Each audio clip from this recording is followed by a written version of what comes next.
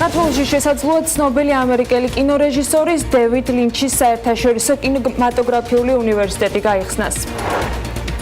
მეორე კვარტალში საშუალო თვიური ხელფასი საქართველოში 1071 ლარია, რომელია ყველაზე მაღალანაზღაურებადი და დაბალ შემოსავლიანი სექტორები. ფინანსთა მინისტრის მოადგილის განმარტება ეროვნული ვალუტის ცვლილებასთან დაკავშირებით. გიორგი კაკაურიძე კომერციულ ბანკებზე გაცემულ მთავრობის სამთვიანი სესხების უარყოფით გავლენას ეროვნულ ვალუტაზე გამორიცხავს.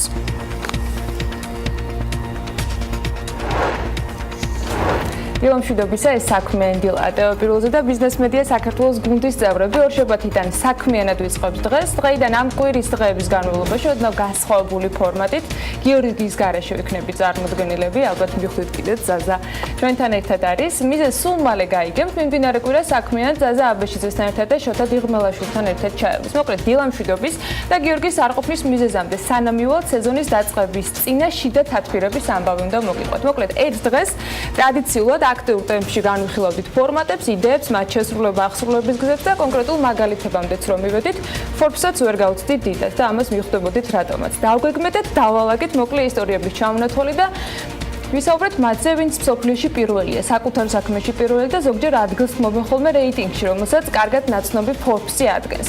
რა თქმა უნდა, ერთ-ერთი ასეთი იყო უორენ ბაფეტი. სხვათა შორის მისი ქონება $75 მილიარდ ცდება. 86 წლის ბაფეტმა კი თავისი სიმდიდრის 94% 60-იანი წლების შემდეგ დააგროვა, როცა ის უკვე 50 წელს მეტის იყო, ასე რომ მე მგონი იმედი ბევრს უნდა ჰქონდეს საკუთარი ქონების კიდევ უფრო გაზრდის. 59 წლის ასაკში მისი ქონება მხოლოდ $3 მილიარდ 800 მილიონი იყო. პირველი აქცია კი 11 წლის ამ შეიძინა და ეს იმ წელს მოხდა, როდესაც პერლ ჰარბორი დაიბომბა. 1942 წლის გაზაფხულზე მან City Service პრეფერენტის აქციები $38 იყიდა.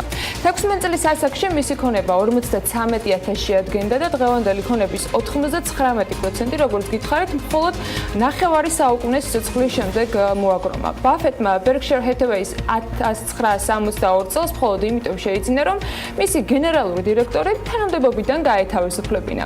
ბალანსზე 50 მილიარდს აჭარბებს მისი ქონება, რაც დაახლოებით იმდენია, რაც სამხრეთ დაკოტას მთლიანი მშპ და 45 აირბასი 118-ესი რომ შეიძინოთ.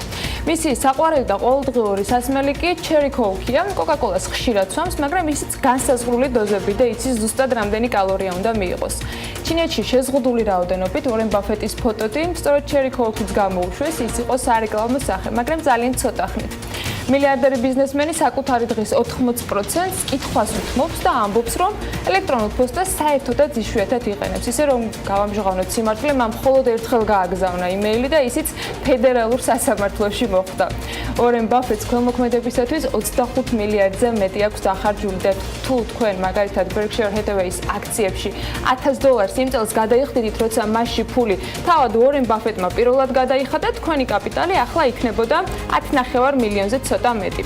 აი ამდენ იმიტომ ვილაპარაკეთ დღეს ბაფეტზე, რომ უნდა გითხრათ რა ხდება დღეს საქმიან დილაში. ასე და ამაზე მეც ვსაუბრობთ, მაშინაც როცა ჩვენი თანაწამყვანი გიორგი საკაძეზე ვსაუბრობ, მასთან ერთად შესახვედრად რომ მიდიოდა, ასე გვამცნო. თლად მასთან არა, კიდევ უფრო თლად Forbes-ის იუბილეზე ბაფეტმა თავი არ შეეწუხა მასპინძლობისთვის და აღმოჩნდა, რომ მისი მასპინძელი Steve Forbes-ი იქნება.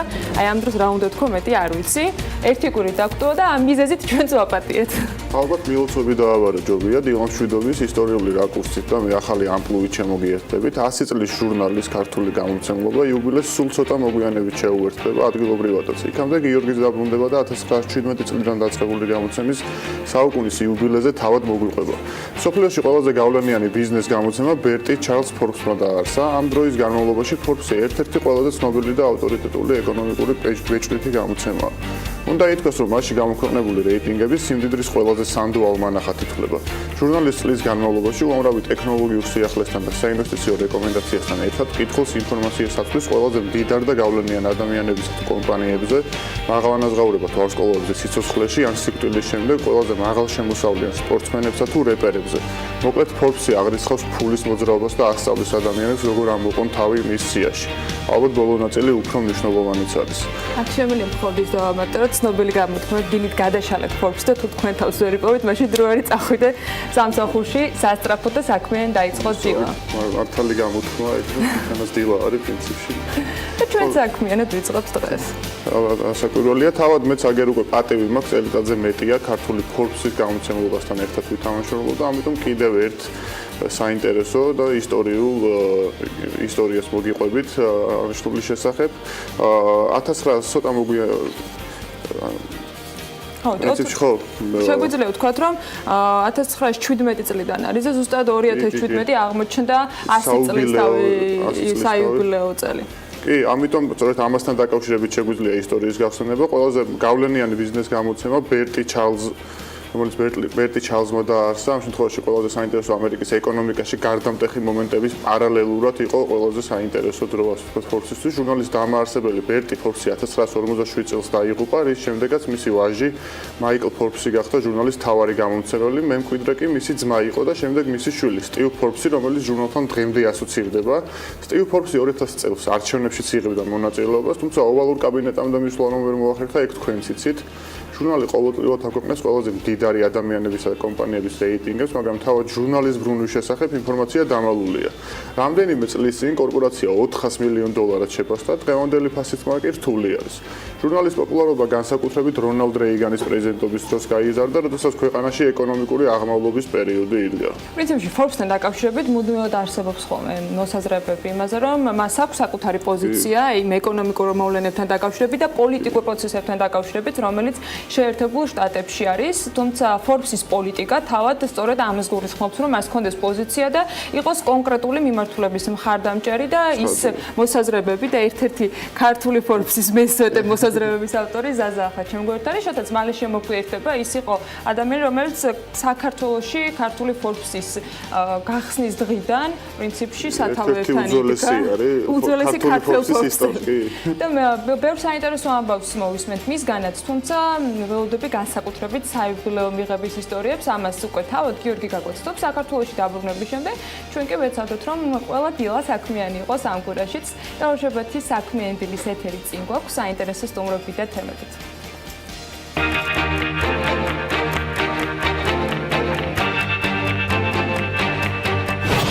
ბიზნეს მედია საქართველოს გუნდი ორშაბათს დილით საქმიანად იწყებს მიხეილ ბატიაშვილთან ერთად. გვესტუმრება ჯარედ გატრი, ბოსტონში საქართველოს საპატიო კონსულობის კანდიდატი, არჩილ გიორგაძე და მაიკ ქაუგლი. მას პინძლობთ არჩილ ხომასურიძეს, ალექსანდრე ღვთისიაშვილს, საგარეო საქმეთა სამინისტროს საერთაშორისო ეკონომიკურ ურთიერთობათა დეპარტამენტის დირექტორს და ირაკლი ყურაშვილს, საქართველოს ელჩს შვეიცარიის კონფედერაციაში. დილა უნდა იყოს საქმიანი და რა თქმა უნდა ტელეპირელზე.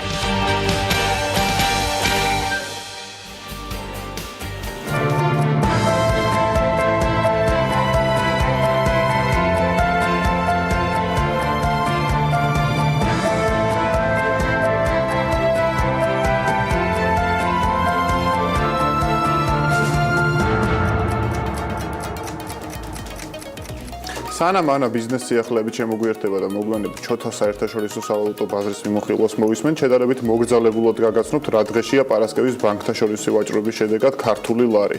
15 სექტემბრიდან დღევანდელის ჩათვლით, მათ შორის უქმეებზეც დოლარი წინა დღესთან შედარებით გამყარებული პოზიციებით არის წარმოდგენილი. 1 დოლარის ფასი 2 ლარი და 46 თეთრია. ცვლილებამ თეთრის ნახევარზე ოდნავ მეტი შეადგინა. პარასკევს გამყარდა ევროც და მისი შეძენა ოფიციალური კურსის მიხედვით 2 ლარად და 99 თეთრად არის შესაძლებელი, თუმცა სავალუტო ჯიხურები შედარებით განსხვავებულ მონაცემებს აჩვენებენ. ევროს შემთხვევაში ცვლილება თითქმის 2 თეთრიანი იყო. გამყარებულია ლირაც და 71 თეთრი ღირს, რაც შეეხება ფუნტ სტერლინგს, თუ ვინმეს მაგალითად შემოდგომის ლონდონის ნახვა გინდათ და მოგზაურობისთვის ემზადებით, 1 ბრიტანული ფუნტის შესაძენად 3 ლარი და 35 თეთრი დაგჭირდებათ.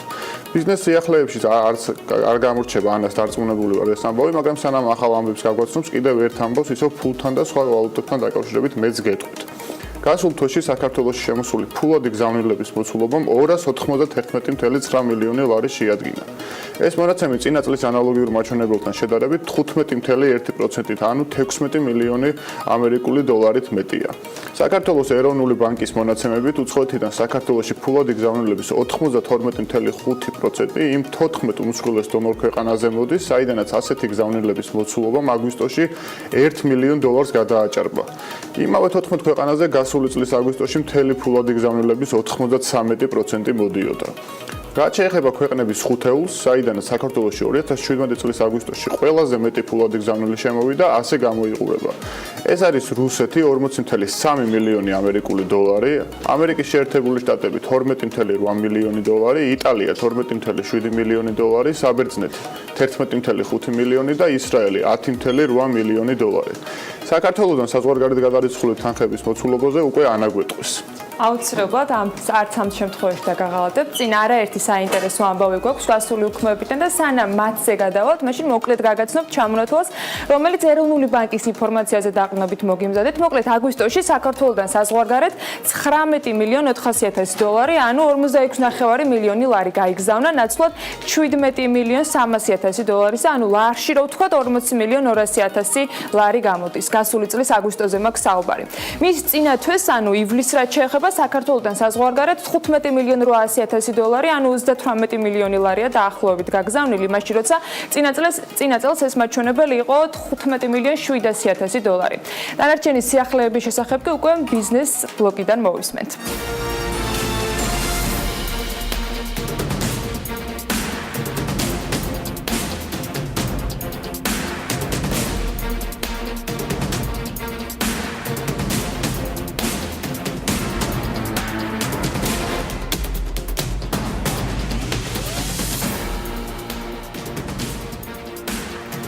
ისო სტატისტიკური მონაცემებით გავაგრძელებ, წლის მეორე კვარტალში დაქირავებით დასაქმებულთა საშუალო თვიურმა ხელფასმა საქართველოში 1071 ლარი შეადგინა. სტატისტიკის სამსახურის მონაცემების მიხედვით, ყველაზე მაღალი ანაზღაურება საფინანსო სექტორშია და ის 2357 ლარს შეადგენს, მას მშენებლობა მოსდევს 1938 ლარით და სახელმწიფო მმართველობა 1363 ლარით.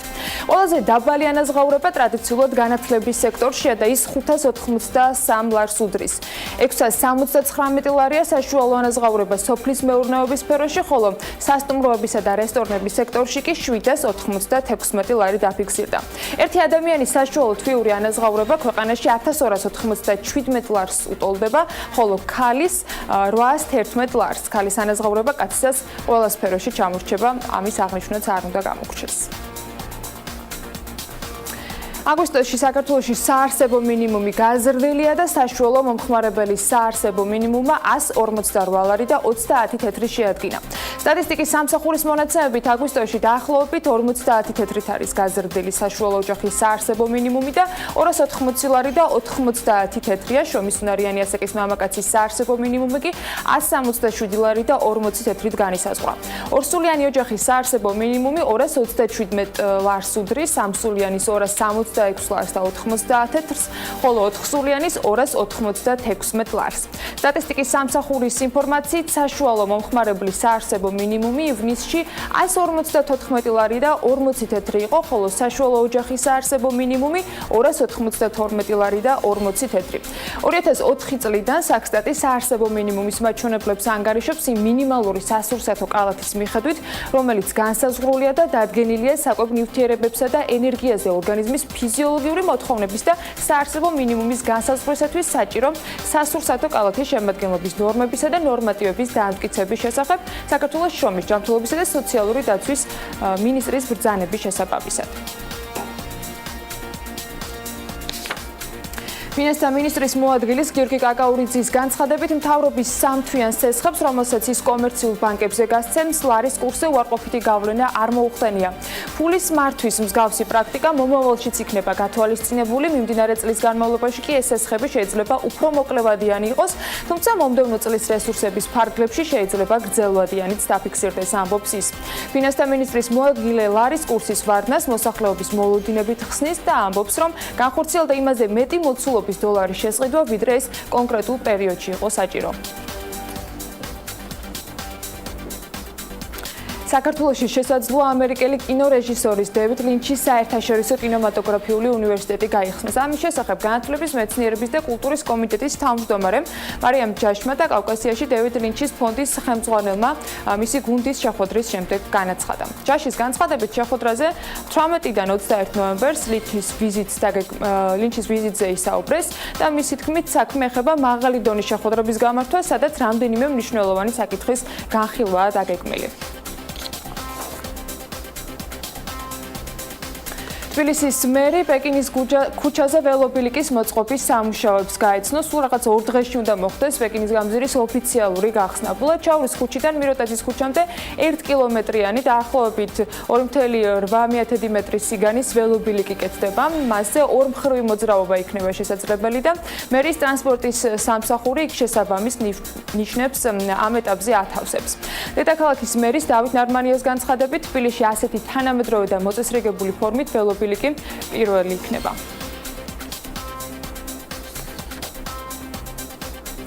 ამავე დროს გასულ უქმეებზე თბილისის მერიაში ხელი მოეწერა ხელშეკრულებას, რომელიც ლილოს ნაგავსაყრელის ტერიტორიაზე ეკოლოგიურად სუფთა ევროსტანდარტებთან შესაბამისი საყოფაცხოვრებო ნარჩენების გადამამუშავებელი ქარხნის მშენებლობას ითვალისწინებს. თბილისის მერიის ინფორმაციით მემორანდუმს ხელი დავით ნარმანიამ, თბილსერვის ჯგუფის დირექტორმა და კომპანია KDV ჯორჯიას დირექტორმა მოაწერეს. კომპანია KDV ჯორჯია 2016 წელს ნარჩენების გადამამუშავებელი ქარხნის მშენებლობაზე თბილისის მერიის მიერ ინტერესთა გამოხატვის გამარჯვებულია. პროექტი საყოფაცხოვრებო ნარჩენების მართვის სრულ ციკლს მოიცავს, რაც თავის მხრივ გულისხმობს ნარჩენების სორტირება, რეციკლირებას, მასში რა თქმა უნდა შედის უკვე მეტალი, შუშა, ტექსტილი და ასე შემდეგ და ასევე გადამუშავებას თანამედროვე KDV ტექნოლოგიით და დახურულ უჟანგბადო სივრცეში. სხვა მეთოდებისგან განსხვავებით დამუშავების ასეთი წესი, როგორც აღნიშნავენ, უკვე თავად ამ ტენდერში გამარჯვებულები გარემოს არ აზიანებს. თანამედროვე სტანდარტებით აღჭურვილი სასოფლო-სამეურნეო პროდუქციის შემნახველი საწარმო შეპესემ მზიანი მოსავალი ერთიანი აგროპროექტის ფარგლებში შეიქმნა და სოფლის მეურნეობის პროექტების მართვის სააგენტოს დირექტორმა ქვემო ქართლის გუბერნატორის მოადგილესთან ერთად გახსნა. მზიანი მოსავლის შემნახვალ მეურნეობაში წლიურად ერთდროულად 2000 ტონა სხვადასხვა ბოსტნეული კულტურის განთავსება იქნება შესაძლებელი. საწარმოში 25 ადამიანია დასაქმებული, კომპანია სასოფლო-სამეურნეო პროდუქციის გადამამუშავებელი და შემნახველი საწარმოების თანადაფინანსების პროექტის ბენეფიციარი გახლავთ. საწარმოში ჯამურად 660,388 ამერიკული დოლარის ინვესტიციაა განხორციელებული, აქედან 250,000 ამერიკული დოლარი გრანტია, ხოლო 330,194 დოლარი კი შეღავათიანი აგროკრედიტი. აჭარის სოფლის მეურნეობის სამინისტროს 2018 წლის ბიუჯეტი 13,450,000 ლარს გადააჭარბებს. სამინისტროს ინფორმაციით ამ წლის ბიუჯეტთან შედარებით გაზრდილია 1,421,242 ლარით მომავალი წლის ბიუჯეტი. მთლიანი ბიუჯეტის 79% კი პროგრამული წილი გახლავთ და დაახლოებით 10,9 მილიონ ლარს შეადგენს. მომავალ წელს სამინისტრო ქობულეთსა და ხელვაჩაურში 50 ცალ 500 კვადრატული მეტრის სათბურის გაკეთებას აპირებს. ერთ-ერთი ყველაზე რთული კი, რაც რძის მწარმოებელ ფერმერებს ჭირდებათ, იქნება რძის ფერმერებისაგან გადამამუშავებელ პუნქტამდე მიტანის ტექნიკა. სამინისტრო მომავალ წელს უკვე შექმნის რძის მოგროვების და გადამამუშავებლებთან მიწოდების სისტემასაც. რძის 2 მიმღები პუნქტის გაკეთებაა დაგეგმილი, რომლის სიმძლავრეც ჯამში 20 ტონა რძე იქნება. 30%-იანი თანამონაწილეობით ფერმერებზე გაიცემა ასევე სარგავი მასალა ივრისთვის, რომელიც 16-ზე მეტ ჰექტარზე დაითესება და ასევე სამინისტრო ამბობს, რომ ჩაქვის, გავარასა და ხუცუბნის სანერგე მეურნეობის განვითარებაზე იქნება პროექტები მიმართული. ამავე მიმართულებით მომავალ წელს 983,000 ლარის დახარჯვაა ნაპროგნოზირები, სანერგე, საჩითილე, სანაშენე და აგრომომსახურების ცენტრი კი შუახევში გაკეთდება, რომლის ბიუჯეტისთვის დაახლოებით 1,755,000 ლარია განსაზღვრული. მეცხოველეობაში, მემცენარეობასა და მეთევზეობაში კი 250,000 ლარამდე დაიხარჯება. ფადიასლის საქმეზე გადაწყვეტილება სასამართლო 21 სექტემბერს მიიღებს. სასამართლოს ხდომაზე, რომელიც გასული კვირის მიწურულს შედგა, საერთაშორისო სავაჭრო პალატის ხელმძღვანელის ადვოკატმა შუამდგომლობა დააყენა იმის თაობაზე, რომ შეწყდეს საერთოდაც სამართალწარმოება, რადგან მოსარჩელემ სარჩელი მისი ჩაბარების ვადების დაუცველად წარუდგინა სასამართლოს. მოსამართლე ვლადიმერ კაკაბაძეს მიაჩნია, რომ ფადიასლის მიერ მისი მოხსენიება კორუმპირებულ მოსამართლედ მისი პატივის და ღირსების შელახვაა და სწორედ აქედან გამომდინარე მიმდინარეობს პროცესი. მოსამართლე მორალური ზიანის ასანაზღაურებლად ფადიასლისგან 20,000 ლარის გადახდას ითხოვს. შესაძლოა შეერთებული შტატები პარიზის კლიმატის შესახებ შეთანხმებიდან არ გავიდეს და მხოლოდ შეთანხმებაში თავისი როლის კორექტირებით შემოიფარგლოს. ინფორმაციას Wall Street Journal-ი ავრცელებს, შეერთებული შტატები პარიზის კლიმატის შეთანხმების შეცვლას არ მოითხოვს, თუმცა ისინი ამ შეთანხმებაში საკუთარი როლის კორექტირებას გეგმავენ, ამბობს ევროკომისარი ენერგეტიკის და კლიმატის ცვლილებების დარგში. შტატების ხელისუფლება ან ამ შეთანხმების პირობებს შეცვლის თავის სასარგებლოდ, ან ახალ პარალელურ ხელშეკრულებას შეიმუშავებს, ამბობს ის.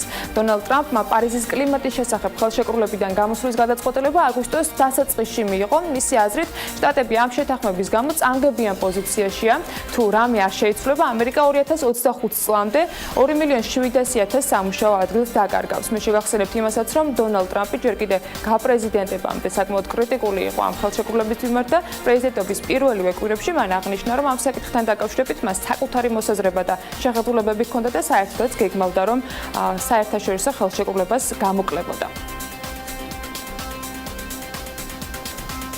საუდის არაბეთის უმსხვილესმა სახელმწიფო ნავთობ კომპანიამ საუდი არმაკომ აიპოს განხორციელება შესაძლოა 2019 წლისათვის გადადოს, მიუხედავად იმისა, რომ ქვეყნის მთავრობა აქციების პირველად განთავსებას 2018 წლის მეორე ნახევრისთვის გეგმავდა.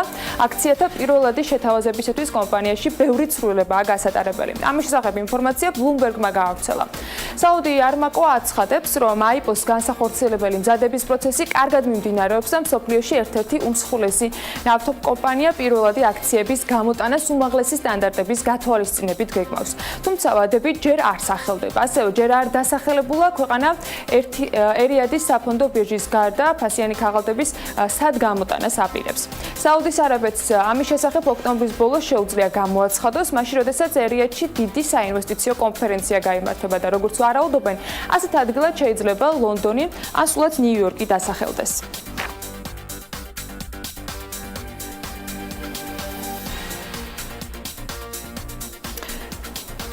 დუბაიში სამყაროს ყველაზე დიდი მზის ელექტროსადგურის აშენება 4 მილიარდი დოლარი დაჯდება. დუბაიში სამყაროს ყველაზე დიდი მზის ელექტროსადგურის ასაშენებლად თავის მხრივ ასევე მშენებლობის პროცესი უკვე დაწყებულია. პროექტი 4 მილიარდ დოლარზე ძვირი დაჯდება და 260 მეტრზე აშენებული მზის კოლექტორები დაახლოებით 700 მეგავატ ელექტროენერგიას გამოიმუშავებენ. ინფორმაციას The National-ი ავრცელებს და შეგვიძლია შედარებისთვის აღვნიშნოთ ისიც, რომ ამჟამად მოფუნქციონირე ყველაზე დიდი მზის ელექტროსადგური მსოფლიოში, რომელიც ჩინეთში მდებარეობს, 86 ჰექტარზეა გაშენებული. მხოლოდ 40 მეგავატს გამოიმუშავებს ის და თუ წინასწარ ვარაუდებთ, დუბაის მთავრობის გეგმით სუფთა ენერგიამ 2020 წლამდე ქვეყნის ენერგომოხმარების 25% უნდა შეადგინოს, რაც 2050 წელს 75%-მდე გაიზრდება.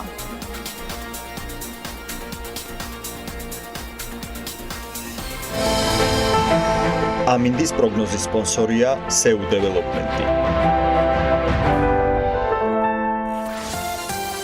სანამ ამერიკა გადაწყვეტს, როგორი უნდა იყოს მათი პოზიცია გარემოსთან დაკავშირებით, იყვნენ თუ არა საერთაშორისო გაერთიანებაში და სანამ ამ შემთხვევაში მზის ახალ ელექტროსადგურებზე კიდევ ბევრს გაიგებთ, მოდით ნახოთ რა ხდება დღეს საქართველოში, როგორი ამინდი იქნება და ნორჩებათისათვის როგორი გეგმა შეგვიძლია დავსახოთ. გარემოს ეროვნული სააგენტოს ინფორმაციები უნდა დავიხმაროთ და ისინი ამბობენ, რომ განპირობებული იქნება ამინდი ძირითადად ამიერკავკასიის ჩრდილო-აღმოსავლეთით მდგარი შედარებით ცივი და სამხრეთიდან გავრცელებული ცხელი ჰაერის მასების ურთიერთქმედებით. შესაბამისად მოსალოდნელია დრო გამოშვებით ღრუბლიანობის მომატება, თუმცა უმეტესად უნალექოდ ჩაევლის დღე. ზოგან იქროლებს აღმოსავლეთის მიმართულების ქარი. დასავლეთ საქართველოში კი ზოგან ძლიერადაც.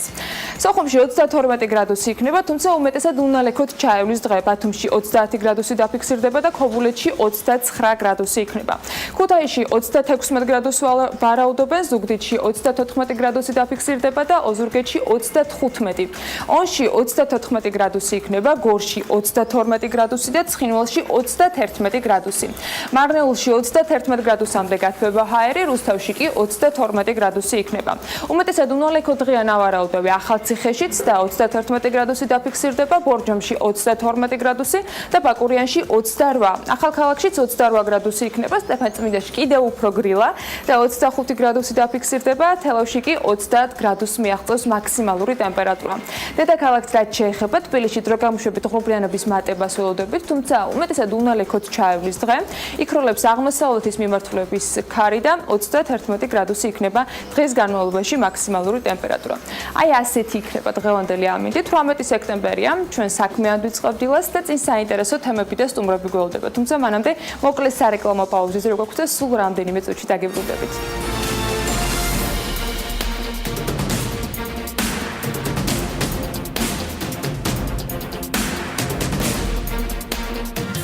რეკლამის შემდეგ დავბრუნდით პირდაპირ ეთერში საქმიანი დილით და ვისაუბრებთ სტუმართან პროექტზე, რომელიც სულ რამდენიმე დღეში თბილისში უნდა განხორციელდეს. საუბარია Silicon Valley თბილისის სამუშაო სივრცეზე, რომელიც 21 სექტემბერს ოფიციალურად იხსნება. აღნიშნულ პროექტებში მრავალი გადამზადებული კადრი ჩაერთვება და უფრო დეტალურად ამის შესახებ ვისაუბრებთ მიხეილ ბატიაშვილთან, საქართველოს ბიზნესისა და ტექნოლოგიების უნივერსიტეტის რექტორთან, ჩვენ ხშირ სტუმართან და ამ სეზონში მგონი პირველი სტუმრობაა, ხო? მოგესალმებით. გამარჯობა. აბა რა სიახლეები მოგვიმზადეთ ახალი სეზონიდან? ესე იგი დაახლოებით ალბათ 1 წელიც არ არის გასული, რომელიც ერთ-ერთი ამ სტუდიიდან როდესაც ვსაუბრობდით, ანუ იმ პროექტზე, რომელიც გულისხმობს Silicon Valley თბილისის საქართველოს ფუნქციონირებას. ერთ-ერთი მნიშვნელოვანი ნაწილი ეს იყო უნივერსიტეტი, ანუ ბიზნეს და ტექნოლოგიების უნივერსიტეტი, რომელიც წარმატებით შეგვიძლია ვთქვათ, უკვე 950 სტუდენტი ყავს, რომელიც საკმაოდ მნიშვნელოვანია და რაც ყველაზე მნიშვნელოვანია სტუდენტების რაოდენობასთან ერთად ძალიან მნიშვნელოვანია, ანუ ის იმედები, ანუ ის ახალგაზრდები, რომელიც ესეთი მონდომებით უკვე ჩაერთვნენ ჩვენ პროექტებში. ერთ-ერთი ნაწილი, რომელიც თავიდან ვსაუბრობდით, ეს იყო სწორედ უნივერსიტეტი, ის კადრები, მომავალი კადრები, რომელიც ჩართული უნდა იყვნენ სწორედ იმ პროექტებში, რომელიც ზუსტად 21 სექტემბერს ხსნით. მართლაც, როდესაც ამაზე 1 წლის წინ ვსაუბრობდით, ფაქტიურად ბევრი ისეთი პროექტი, რომელიც ახლა იწყება, მართლაც საქართველოსთვის შეიძლება ითქვას, უცბად დაუჯერებელია, წარმოუდგენელი იყო, იმიტომ რომ ისეთ სახელები ჩამონათვალია ეს artificial intelligence, ანუ augmented reality, ანუ ყველაზე ახალი ტექნოლოგიური ტრენდები, რაც არის სოფლიოში, ხდება ჩამონათვალში. ამ მიმართულებებზე არის აქცენტი, თვითონ ამ მიმართულებებზე თქვენთან მაყურებელსაც რო გავაგებინოთ, თვითონ ჩვენ წინასწარ კი წავაკითხეთ რაღაცები, მაგრამ მაინც. კი ბატონო, პირველი ერთ-ერთი მნიშვნელოვანი რაც არის, ეს არის NASA-ს პროექტი, რომელიც ფაქტიურად პირველად ხორციელდება საქართველოში.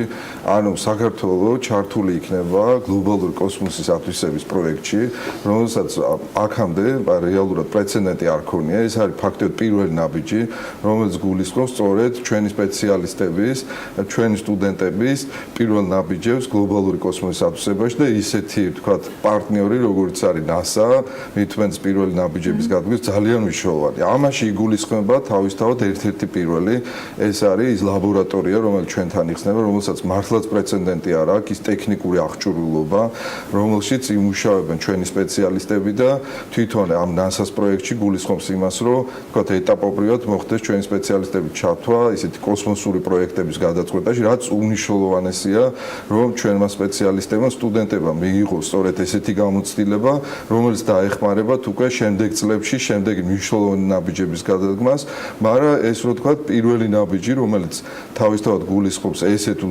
გლობალურ ორგანიზაციასთან თანამშრომლობას, უზარმაზარია და არა მარტო თქვა სიტყვაზე ჩაერთვებიან მაგალითად ინჟინერიის, ანუ და რა კონტრიბუცია იქნება ჩვენი სტუდენტების NASA-ში. ანუ რამე ფრაგმენტს განავითარებენ კოსმოსური ხომალდის თუ კოსმოდა ასტრონავტი ბატონო. ანუ აქ თავისთავად საუბარია ისეთი ტექნოლოგიური პრობლემების გადაჭრასთან. მაგალითად ერთ-ერთი პროექტი ეს არის, აი ხა საკმაოდ ისე მასშტაბურად მიდის მარსის ათვისების პროექტი, რომელიც საკმაოდ ისეთ ხშირი ის არის, რომელიც ძალიან აქტუალური თემა გახდა და ერთ-ერთი მოწინავე ეს არის NASA და სწორედ თავისთავად ეს გულისხმობს მარსის ათვისება, გულისხმობს ძალიან ბევრ მოსამზადებელ სამუშაოებს, ბევრ ტექნიკური დეტალის გადაჭრას, პროექტირების, თქვათ ადგილზე სხვადასხვა, თქვათ იგივე NASA-ს პროექტის ფარგლებში მარსზე განთავსების სხვადასხვა ობიექტებს. ანუ ამაში იგულისხმება ბევრი ისეთი ტექნიკური დეტალის გადაჭრას, რომელიც როგორც თქვით, იგივე ქართველი სპეციალისტებისთვის, თუნდაც ესეთი პირველი პირველი ნაბიჯებისთვის ამაში მონაწილეობა იმდენად მნიშვნელოვანი გამოცდილებაა, რომ ჩვენ გჯერა, რომ იგივე ჩვენ უნივერსიტეტში გაჩნდებიან კადრები და არაერთი, რომელიც ესე ტექნიკურ ნაწილში საკმაოდ აქტიურად ჩაერთვებიან და ამ გამოცდილებას მიიღებენ ამ უცხოელ სპეციალისტებთან ერთად და ეტაპობრივად რაც შეიძლება მეც სამუშაოში მოშლა. კოლაბორაცია ხდება საერთაშორისო კონტინგენტთან, ხო? საერთაშორისო კოლეგებთან, ისინიც აგრეთვე სტუდენტები არიან და რაღაც არა მარტო სტუდენტები, სპეციალისტები, ამაში იგულისხმება მაგალითად იგივე HP-ს ჩართულობა, იმიტომ რომ HP არის იგივე NASA-ს კოსმოსურ ხომალდებში ან ტექნიკური ნაწილის მთავარი მიმწოდებელი, რომელიც რეალურად ჩვენ ბაზაზე სწორედ HP აკეთებს ამ ტექნიკურ ბაზას, რომელიც სწორედ თქვათ ის ტექნიკური აღჭურვილობა იქნება, რომელიც დაგვეხმარება სწორედ ესეთ პროექტში მონაწილეობაში. თქვენი წინა სტუმრობების ეს ბევრჯერ აღგვინიშნავს, რომ ეს მიმართულები, რომთან დაკავშირებითაც ბევრი მოწვეული სპეციალისტი ამ შემთხვევაში არის დასაქმებული და სტუდენტები სწორედ მათგან იღებენ კვალიფიციურ განათლებას. აი ამ შემთხვევაში უკვე შეგვიძლია ვთქვათ, რომ ქართული სპეციალისტები არიან პროგრამის ხელმძღვანელები, ან ეს იქნება ეტაპი და ეს იქნება საეტაპო პროექტები, როდესაც სტუდენტები შეძლებენ უკვე თავად მიიღონ ის გამოცდილება და მიიქონდეთ უკვე ის კვალიფიკაცია, რომ თავად გახდნენ მენტორები სხვა ადამიანებისთვის, სხვა ახალგაზრდებისთვის. რა თქმა უნდა და ეს ძალიან მნიშვნელოვანია, რომ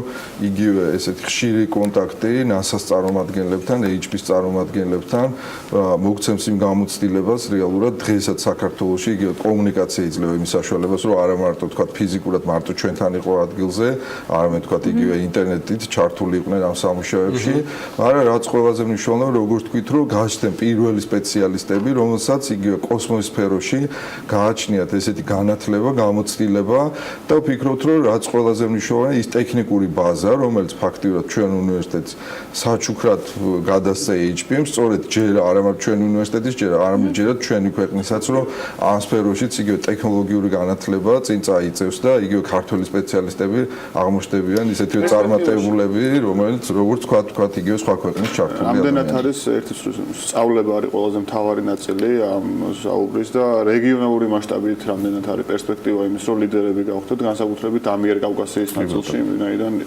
მოთხოვნადი არის ძალიან ეს მიმართულება და მათ შორის ჩვენს მეზობელ ქვეყნებში და რა ვითარება იქ ამ კუთხით ასე. იგივე რეგიონის ამაზეც ხშირად გვისაუბრე იგივე ამ სტუდიაში და ეხლა თუნდაც ერთ-ერთი ეს ვახსენეთ NASA-ს პროექტი. ასევე იხსნება კიბერ სივრცე ნატოსი კიბერუსაფრთხოების სფეროში ჩვენთან, ასევე 21, რომელიც ძალიან მნიშვნელოვანია კიბერუსაფრთხოების დაცვის თემა. იგივე თქვენ ახსენეთ ხელოვნური ინტელექტის და იგივე ჩვენ გეგმავთ ოქტომბერში ძალიან ინტენსიური მუშაობა მიდის ჩვენთან იგივე სტუდენტების ჩართულობით და ვაჩვენებთ, რომ რა ისწავლა მანქანა და რამდენად თქვათ იგივე ხელოვნური ინტელექტი, ანუ რამდენად უკვე აითვისა არა მარტო ქართული ენა, არამედ შეუძლია ბევრი ტექნიკური პრობლემის გადაწყვეტა. დასაწყისია ეს ყველა. უკვე ფაქტიურად იმდენად სწრაფ შედეგებს ვიღებთ, რომ ალბათ ვფიქრობთ, რომ ოქტომბრის ბოლოს ათვიქნებით, რომ ვაჩვენოთ პირველი, თქვათ ესეთი მანქანა, რომელსაც შეუძლია. მედი საქმიანობის მოყურებელიც ერთ-ერთი პირველი იქნება, და შეგვიძლია იგივე აქაც, თქვათ იგივე სატესტო რეჟიმში ვნახოთ, აი რამდენად აითვისა ქართული ენა, რამდენად შეუძლია ბევრი ტექნიკური პრობლემის გადაჭრა. ანუ რა პრინციპზე მუშაობს ეს text to speech-ს აკეთებს, chatbot-ია თუ რამდენიმე ყველაფერი ახსენეთ ჩვენთან, ყველაფერი ამას მოიცავს ერთად. ანუ ფაქტიურად დღეს ანუ ის ქართული ინფორმაცია, რაც მანქანას ვასწავლეთ რეალურად, არა მარტო ეს შეისწავლა და შეუძლია უკან დაბრუნება ამისი, არამედ ბევრ უკვე ისეთ რაღაც თვისებებს ამჟღავნებს თვითონაც, რომელსაც დამოუკიდებლადაც შეუძლია თვითგანვითარება, რაც ყველაზე მნიშვნელოვანი და აქაც შეგვიძლია აღვნიშნოთ, რომ თქვათ ესეთი პროექტების განვითარება წარმოუდგენელია ისეთი თქვათ საერთაშორისო ორგანიზაციების გარდა. დამოუკიდებელი თუ უმეტეს შემთხვევაში კოლაბორაცია ხდება რომელიმე საერთაშორისო კომპანიებთან ან რაღაცა საზოგადოებებთან ან თუნდაც ხელმძღვანელებთან, ანუ თვითონ ჩვენთვის საქართველოში ადგილობრივად და მხოლოდ ქართველების მიერ რამდენად არის გენერირებული პროექტები. იგივე მასონები რო გამოვაკლოთ. წილობრივად რო დავითვალოთ, დაახლოებით აი რა მოცულობაზე ვართ ამეთქს. ძალიან მნიშვნელოვანია მithumetes, როდესაც აი ესეთ სფეროში და ფაქტიურად რეგიონში პირველები თქვათ ესეთ ნაბიჯებს, თავისთავად ის პირველი გამოცდილება და იგივე ხელოვნური ინტელექტის პროექტი შეგვიძლია ვთქვათ, რომ ისეთი პარტნიორები ყავს, როგორიც არის IBM-ი, და ამ სფეროში IBM ყველაზე ტექნოლოგიურად განვითარებული კომპანია და იგი 21-ში იგივე მის წარმომადგენლებიც იქნებიან ჩვენთან ერთად და გავხსნით ლაბორატორიას სწორედ ამ მიმართულებით და რაც გვინდა აღვნიშნოთ, ანუ ის გამოცდილება რეალურად და ის წარმატება, რომელიც საკმაოდ სწრაფად მიაღწიეს, სწორედ რაც თქვენ ახსენეთ, იმ მოდელის ის არის, როდესაც იგულისხმება, რომ რაც შეიძლება ვთქვათ, ესეთი მაღალტექნოლოგიური კომპანიის მონაწილეობა ჩვენთან, ტექნოლოგიური ლაბორატორიების გახსნა, პირველი ჩართულობა მათი სპეციალისტების და უკვე თავისთავად ადგილობრივი კადრების გაჩენა, რომელიც ფაქტიურად თუნდაც ამ სფეროში უკვე ყავს ფაქტიურად უნიკალური კადრები, რომელსაც ბევრი ისეთ ქვეყანაში, მოწინავე ქვეყანაში შეგვიძლია ვთქვათ, რომ ესეთი მიმართულებით არ არის ესეთი რეალურად გადადგმული ნაბიჯები და აი რეალურად აი ანაზღაურება იქნება სამომავლოდ. რა თქმა უნდა და ეს არის თავისთავად პროფესიონალები გახდებიან უკვე ალბათ ერთ-ერთი ყველაზე მაღალანაზღაურებადი და რაც კიდე ძალიან გვიხარია, რომ არა მარტო რეგიონში, იგივე როდესაც ვამბობთ, რომ აი უკვე ეს 21-შიც უკვე შედეგებია, ოქტომბერშიც კიდევ აჩვენებ შედეგებს, როდესაც ვლაპარაკობთ იმას, რომ ეს არის ყველაზე სწორი მოდელი, როდესაც განათლება, მეცნიერება, საერთაშორისო ორგანიზაციები იწყებენ ერთ სივრცეში თანამშრომლობას და სწორედ ეს არის პროექტი, როდესაც ვსაუბრობთ, რომ Silicon Valley თბილისში სადაც ხდება ეს ყველაფერი ერთად გაერთიანება და როგორც ვთქვით, ერთი წელი არ არის ფაქტიურად გასული, საკმაოდ მოკლე დრო არის, მაგრამ ამ მოკლე დროშიც იგივე ტექნოლოგიების მიმართულებით იმდენად წინ წავიციეთ, რომ ფაქტიურად ეს შემოდგომა საკმაოდ დატვირთული გვექნება ისეთი პროექტების, რომელიც ვაჩვენებთ, რომ რა შეიძლება მივახციოთ სწორედ ესეთ სწორი საერთაშორისო ორგანიზაციების თანამშრომლობით და იგივე ქართველი სპეციალისტების მონაწილეობით, რომელიც შეგვიძლია თქვათ უნიკალური ის მივიღოთ, თქვათ შედეგი რეგიონში. უცხოელი სპეციალისტების მონაწილეობა შეგვიძლია აღწეროთ, ანუ როგორ ხდება რაღაც კვირაში ერთხელ სემინარი, ანუ ჩვენ ტუტორებს ამზადებენ თუ აი რანაირად ხდება ეს გამოცდილების გაზიარება? ყველანაირი ფორმით, თავისთავად ამაში იგულისხმება მათი ვიზიტებით, თქვათ იგივე სხვა ამაში იგულისხმება თქვათ სხვა ტექნიკური საშუალებები, თქვათ იგივე პროგრამული უზრუნველყოფა, რომელიც შესაძლებელია ონლაინაც განხორციელდეს ეს. ანუ ყველანაირი ესეთი ფორმით, თქვათ, რომელიც თავისთავად მოგვიტანს სწრაფ შედეგს, მოგვიტანს სწრაფ გამოცდილებას, გააჩენს პირველ სპეციალისტებს რეგიონში, რომელიც უკვე რეალურად იზრუნებდა. აი უკვე შეგვიძლია ვთქვათ, რომ ფაქტიურად როგორც აღვნიშნეთ, წელიწადი არ არის გასული, გააჩნდნენ უკვე პირველი ქართველი სპეციალისტები, რაც ყოველს ძალიან გვიხარია და კიდე რაც ძალიან მნიშვნელოვანია, ამ ქართულ სპეციალისტებთან ერთად, ეხლა ჩვენ სტუდენტებთან ერთად ფაქტიურად გვინდა რომ ესეთ უწყვეტ რეჟიმში გაჩნდეს ახალი თაობა, რომელიც პირველივე დღიდან სწავლასთან ერთად იქნებიან ჩართულები ესეთ პროექტში, იმიტომ რომ ფაქტიურად უნიკალური გამოცდილება ეს იგივე IBM-თან ერთად, Big Data სოფლიოში წამყვან ორგანიზაციებთან ერთად, მათ ლაბორატორიებში ჩვენ ტერიტორიაზე მიიღო გამოცდილება. ანუ ეს არის რეალურად ხვალინდელი დღე, რომელიც ეს თაობა, რომელიც ფაქტიურად გაიზრდება ჩვენ უნივერსიტეტში, მზად იქნება და გვჯერა მათ შეიძლება დამთავრებულიც კი არ ქონდეთ უნივერსიტეტი, საკმაოდ წარმატებულები გახდებიან და თქვათ ისეთ გლობალურ პროექტებში, რომელიც ეხა აღნიშნეთ, თუნდაც რომელიც 21-ში იხსნება, კიდევ ესეთი ბევრი იქნება და რაც ყველაზე ძალიან გვიხარია, რომ უნდა აღვნიშნოთ, რომ ვაჩვენოთ შედეგები, ანუ რეალურად უკვე დავანახოთ ეს არა მარტო ესეთ თქვათ სახელოვანი პროექტების სახელებში, არამედ ეკონომიკაშიც რეალურად, რომ რა მოიტანა რეალურად, ანუ რისი მოტანა შეუძლია თუნდაც ესეთ ტექნოლოგიების განვითარებას ჩვენი ქვეყნისთვის, ჩვენი ქვეყნის ეკონომიკისთვის, მაგრამ ჩვენ გვჯერა, რომ უკვე იმდენად თქვათ იგივე ესეთი მაღალ ტექნოლოგიური გლობალური და ლიდერი ორგანიზაცია, როდესაც ინტერესდებიან საქართველოთი, როდესაც არა მარტო მონაწილეობენ, არამედ ინვესტიციასაც კი ახორციელებენ ჩვენთან.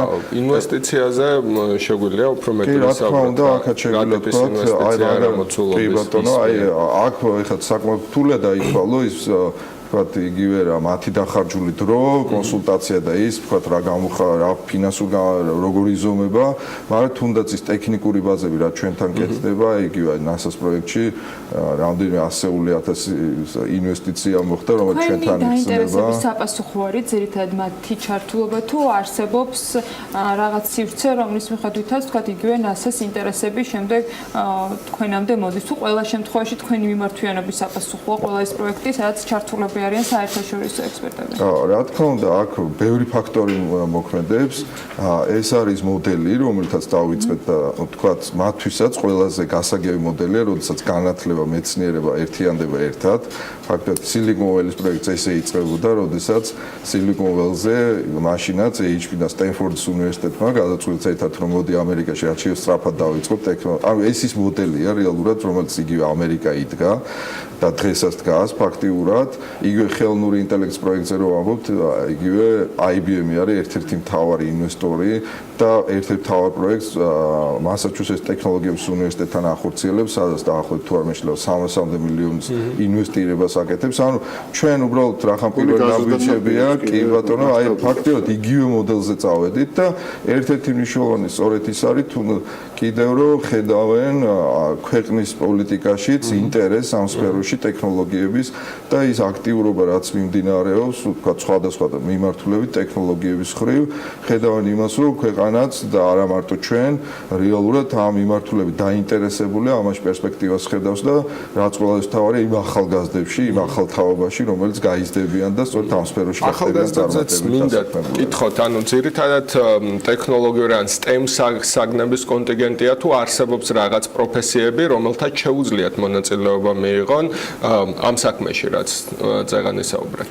ფაქტობრივად ყველა მიმართულებით ამაში იგულისხმება იგივე თქვა დიზაინერები, თქვა სიტყვაზე 3D სპეციალისტები, ვირტუალური რეალობის, ან ძალიან ბევრი სფეროა, მაგრამ აი ყველაზე ძალიან რაც გვიხარია და მართლა ჩვენცოც აღმოჩენა იყო, ეს არის ახალგაზრდები, რომელიც რეალურად იგივე ჩვენ უნივერსიტეტში ვინ ჩააბარა, არიან 17-18 წლის, მაგრამ ფაქტიურად უნიკალური განათლებით, ანუ ესენი არ არიან რეალურად ბავშვები, ესენი არის ჩამოყალიბებული ბევრი პროფესიონალი უკვე, იგივე ჩვენ ვინც ვნახეთ და რომელიც უკვე ჩართული ყავს პროექტებში, ანუ მართლაც უნიკალური თაობა მოდის.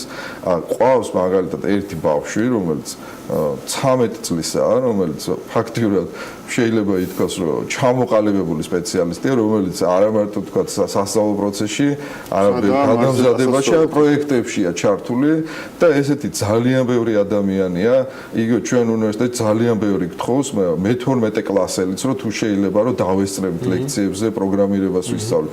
ამ ყველაზე რაც გვიხარია, რომ ძალიან მაღალია დაინტერესება ტექნოლოგიების სფეროში, ძალიან ნიჭიერი ახალგაზრდების და იგივე ჩვენ რაც ვნახეთ, თუნდაც ჩვენთან ვინ ჩააბარა იმ ახალგაზრდების მაგალითზე, ეგვაძლევს კიდევ მნიშვნელოვან იმედს, როდესაც კიდევ უფრო აქტიურად გავაგრძელოთ ესეთ პროექტებზე მუშაობა, იმიტომ რომ ამის უკან დგას, როგორც თქვით, ის ახალი თაობა, რომელიც მზად კი არ არის რეალურად, არამედ შეიძლება ითქვას, რომ დავაგვიანეთ და უფრო ადრე შეიძლება ამის გაკეთება, იმიტომ რომ აი უზარმაზარი ენთუზიაზმი, 18 საათიანი სამუშაო რეჟიმი და აი იგივე როგორც თქვით, აი ძალიან სწრაფად შევეცდებით, რომ გაჩვენოთ იმ შედეგები, თუნდაც ამ ახალგაზრდების მონაწილეობით, რომ რა შეიძლება თუნდაც ქვეყანაში ესეც სწრაფ დროში რომ მივახციოთ ტექნოლოგიების სფეროში. დიდი სიამოვნებით გავიცნობთ ახალგაზრდებს, რომლებიც ასე არიან აქტიურად ჩართულები და რა თქმა უნდა, იმ პროექტებზეც დარწმუნებულია, რომ კიდევ ბევრს მოისმენს საქმე. მე მაგ 150 კაციანი სია, რომელთან ნახვასაც ვისურვებდი მარსზე და ამიტომ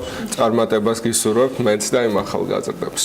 წარმატებები თქვენ, ჩვენ რა თქმა უნდა, კიდევ ბევრს ვისაუბრებთ ამ თემაზე, მაღალი ტექნოლოგიები საქართველოსთვის აუცილებელი და კრიტიკულადაც აუცილებელია.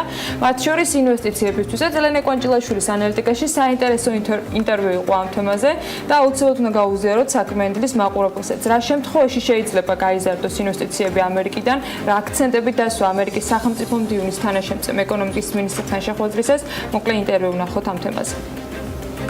ქალბატონო ბრიჯიტ, დიდი მადლობა რომ პასუხობთ ჩემს კითხვებს და მადლობა თქვენი დროისთვის, ვიცი რომ ძალიან გადატვირთული გრაფიკი გაქვთ. წელს საქართველომ და შეერთებულმა შტატებმა დიპლომატიური ურთიერთობების 25 წელი იზეიმეს. რას თვლით ამ ურთიერთობების მთავარ მიღწევებად და გამოწვევებად დღეს? პირველ რიგში დიდი მადლობა მოკლე ინტერვიუსთვის. თავისთავად უდიდესი მიღწევაა ის ფაქტი, რომ საქართველოსა და შეერთებულ შტატებს 25 წლის დიპლომატიური ურთიერთობები აკავშირებს. ეს წელი საქართველოს დამოუკიდებლობიდან 26 წელსაც აღნიშნავს, რაც ასევე ძალიან დიდი მიღწევაა. საქართველოს მიღწევად უნდა ჩაითვალოს რეფორმებიც, რომლებიც დემოკრატიის გაძლიერებას ემსახურება.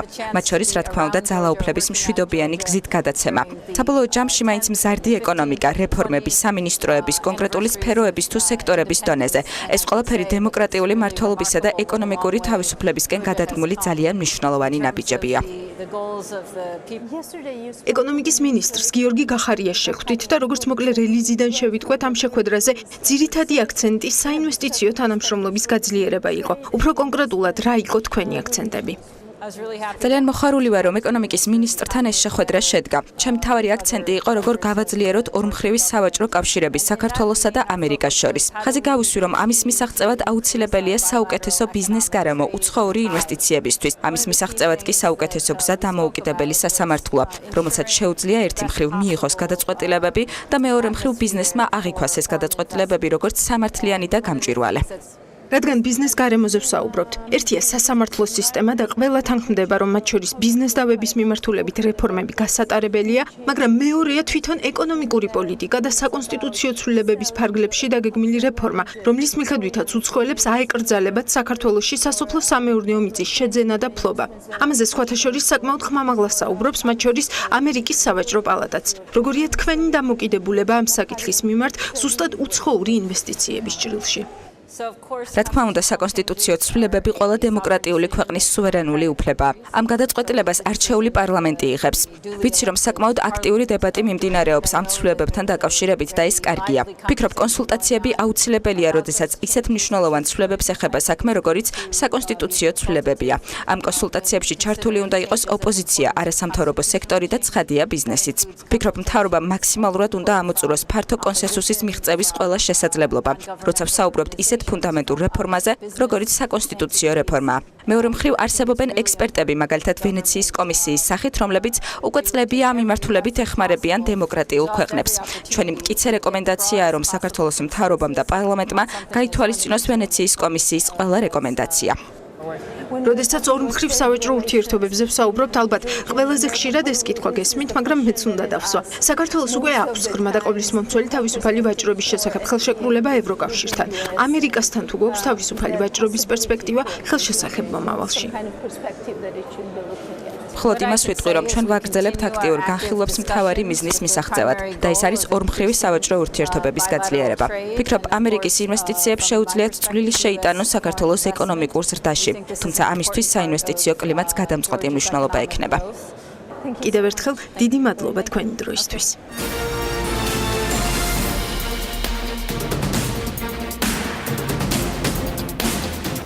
პარლამენტის ვიცე-სპიკერი შეერთებულ შტატებთან თავისუფალი ვაჭრობის შესახებ მოლაპარაკების დაწყებას აანონსებს თამარ ჩუგოშვილის ვიზიტის შედეგები შტატებიდან. ფინანსთა მინისტრი 2017 წელს 7.200.000 ტურისტის ქვეყანაში შემოსვლას პროგნოზირებს. დიმიტრი ხუმსიშვილმა 11 მილიონი ვიზიტორის მიღების სტრატეგიაზე ისაუბრა. ვიზიარი მომხმარებელს ახალ სერვისს უცნობი მეგზურის თავაზობს, რაც გულისხმობს ახალი შეთავაზება.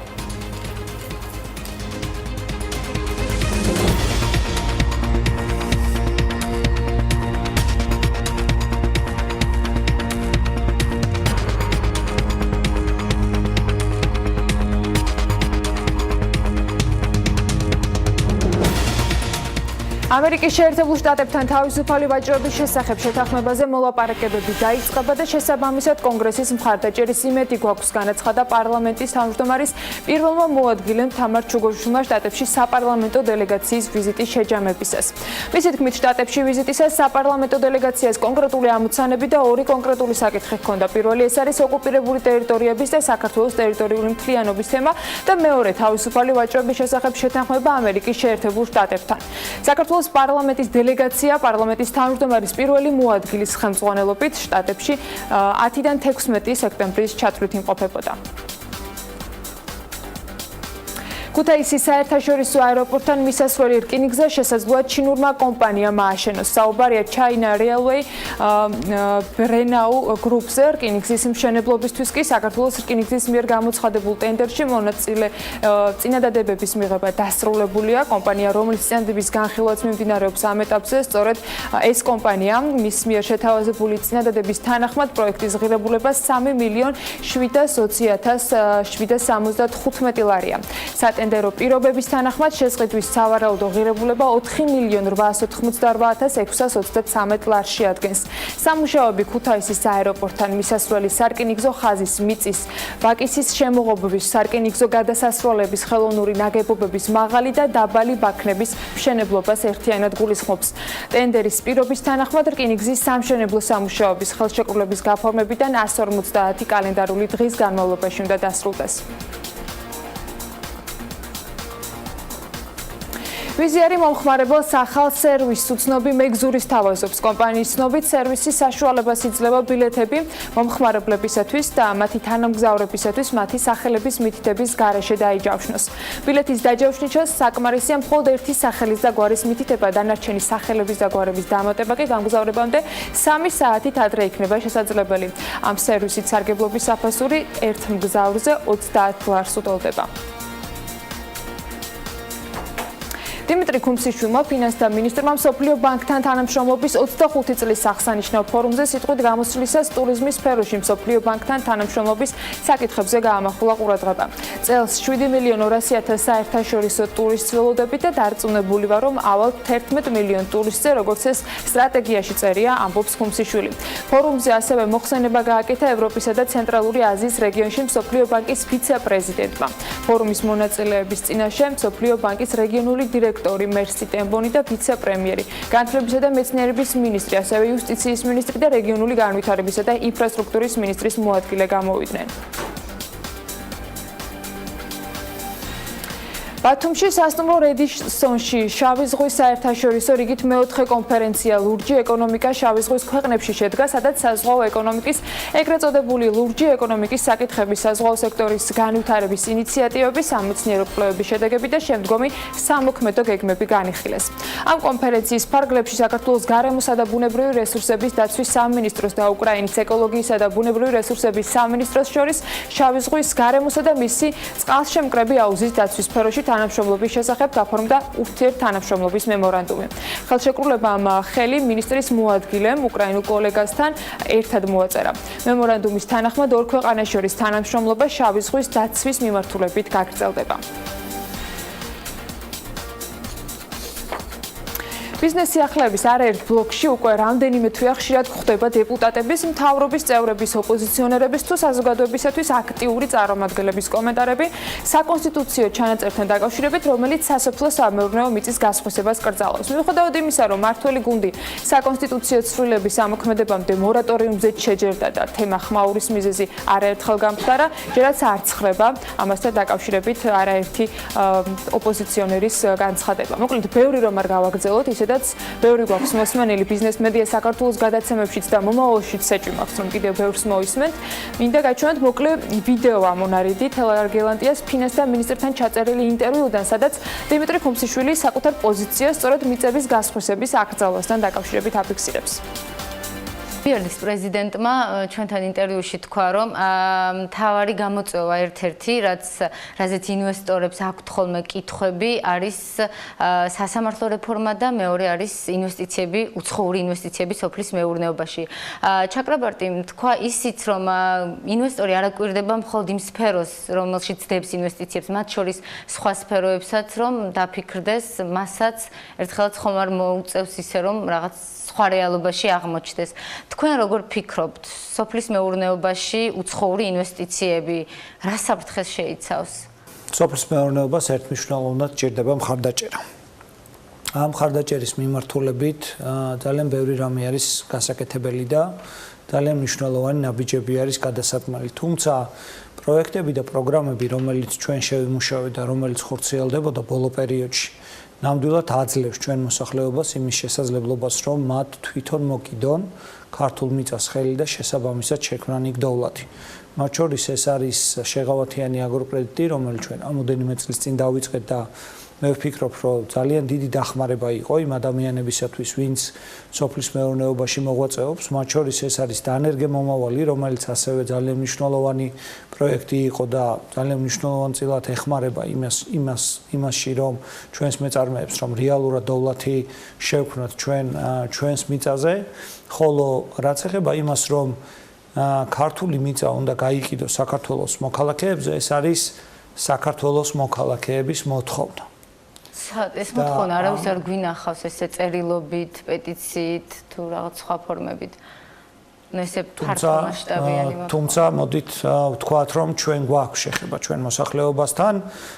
მე არ ვიცი, უნდა პეტიციები იყოს თუ არ იყოს, მაგრამ მოსახლეობასთან ყოველდღიური კონტაქტი, ასე ვთქვათ, თავის შედეგს იღებს და შესაბამისად ის რაც ყველაზე მეტად ადარდებს დღეს იგივე ევროპის რეკონსტრუქციისა და განვითარების ბანკს მდგომარეობს შემდგომში, რომ აქტივის გამოყენება, რომელსაც ქვია სასოფლო-სამეურნეო დანიშნულების მიწა, მოხდეს სრულად და არ მოხდეს ისე, რომ ეს აქტივი არ იყოს გამოყენებული.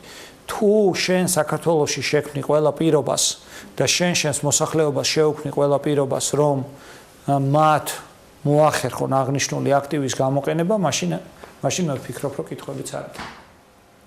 თუმცა გასხვისება არის სხვა თემა და ალბათ იმასაც გეუბნებია, რომ ინვესტორი ბევრად დაცულად გრძნობს თავს, მით უმეტეს მთავრობა ხან ისე ცulis მიწასთან დაკავშირებით თავისაც, ივნისში აცხადებს მორატორიუმს, სექტემბერში საუბრობს იმაზე, რომ შეზღუდვები დაუშვან, იგივე აი პარლამენტზე თქვენ, როგორც მთავრობის ერთ-ერთ პირველ პირს, აი რა წარმოდგენა გრჩებათ, როცა 5 დეპუტატი აცხადებს მორატორიუმს, 2 თვის შემდეგ მეორე 5 დეპუტატი ითხოვს რაღაც გარკვეული გამონაკლისების დაშვებას ამაზე. ამ მიმართულებითაც გამონაკლისებზე რაც იყო საუბარი, აქაც არის საუბარი იმაზე, რომ ჩვენ მოქალაქეებს მივცეთ მიწის განვითარების შესაძლებლობა, რაც დეპუტატებმა იქ დაასახელეს, მათ შორის ეს არის ის, რომ კომერციულმა ბანკებმა და მათ შორის მიკროსაფინანსო ორგანიზაციებმა არ შეზღუდონ დაფინანსება სასოფლო-სამეურნეო დეპუტატებს ამაზე ალბათ კანონპროექტის წერის დროს უნდა ეფიქრათ, არა? იგივე ბიზნეს გარემოსთვის მნიშვნელობა აქვს? არა? აქვს მნიშვნელობა, ნაფიქრი არ იყო? სჯობს გვიან, თუმცა რაც მივიღეთ, მე მგონია, რომ ამ მიმართულებით მთავარია, რომ ჩვენ ვიფიქროთ ჩვენ მოსახლეობაზე, ჩვენ მოსახლეობას გქონდეს შესაძლებლობა, რომ მიწა განავითაროს. ანუ როგორც მივხვდი, უცხოელებზე რომ მიწა არ გასხვისდეს, ეს არის მოსახლეობის მოთხოვნა და ასე არ ფიქრობს იგივე დევიდ რქოსიშვილი? არასწორი კითხვა იყო. რატო? მე რომ სხვანაირად ვფიქრობდე, მაშინ ამდენს არ ვისაუბრებდი ამაზე. ანუ თქვენს ხედავთ საფრთხეს უცხოურ ინვესტიციებში ბატონო? არა, რა თქმა უნდა, უცხოურ ინვესტიციებში. მე არასდროს არ ვხედავ საფრთხეს ინვესტიციებში. სოფლის მეურნეობაში? არსად არ ვხედავ საფრთხეს ინვესტიციებში. კარგით. მადლობა თელერაგელანტიას, ეს მხოლოდ მცირეოდენი ამონარიდია საკმაოდ ვრცელი ინტერვიუდან და ეტაპობრივად ბიზნეს მედია საქართველოს გადაცემებში მის ნაწილებს თქვენ ისმენთ და კიდევ წინ ბევრ საინტერესო ამბავს გაიგებთ ამ ინტერვიუდან, არა მხოლოდ. ახლა კი დრო არის, რომ საერთაშორისო სავალუტო ბირჟებს გადავხედოთ და ამის შესახებ უკვე შოთა ისაუბრებს. შოთა, რა ხდება ამ შაბათ-კვირას?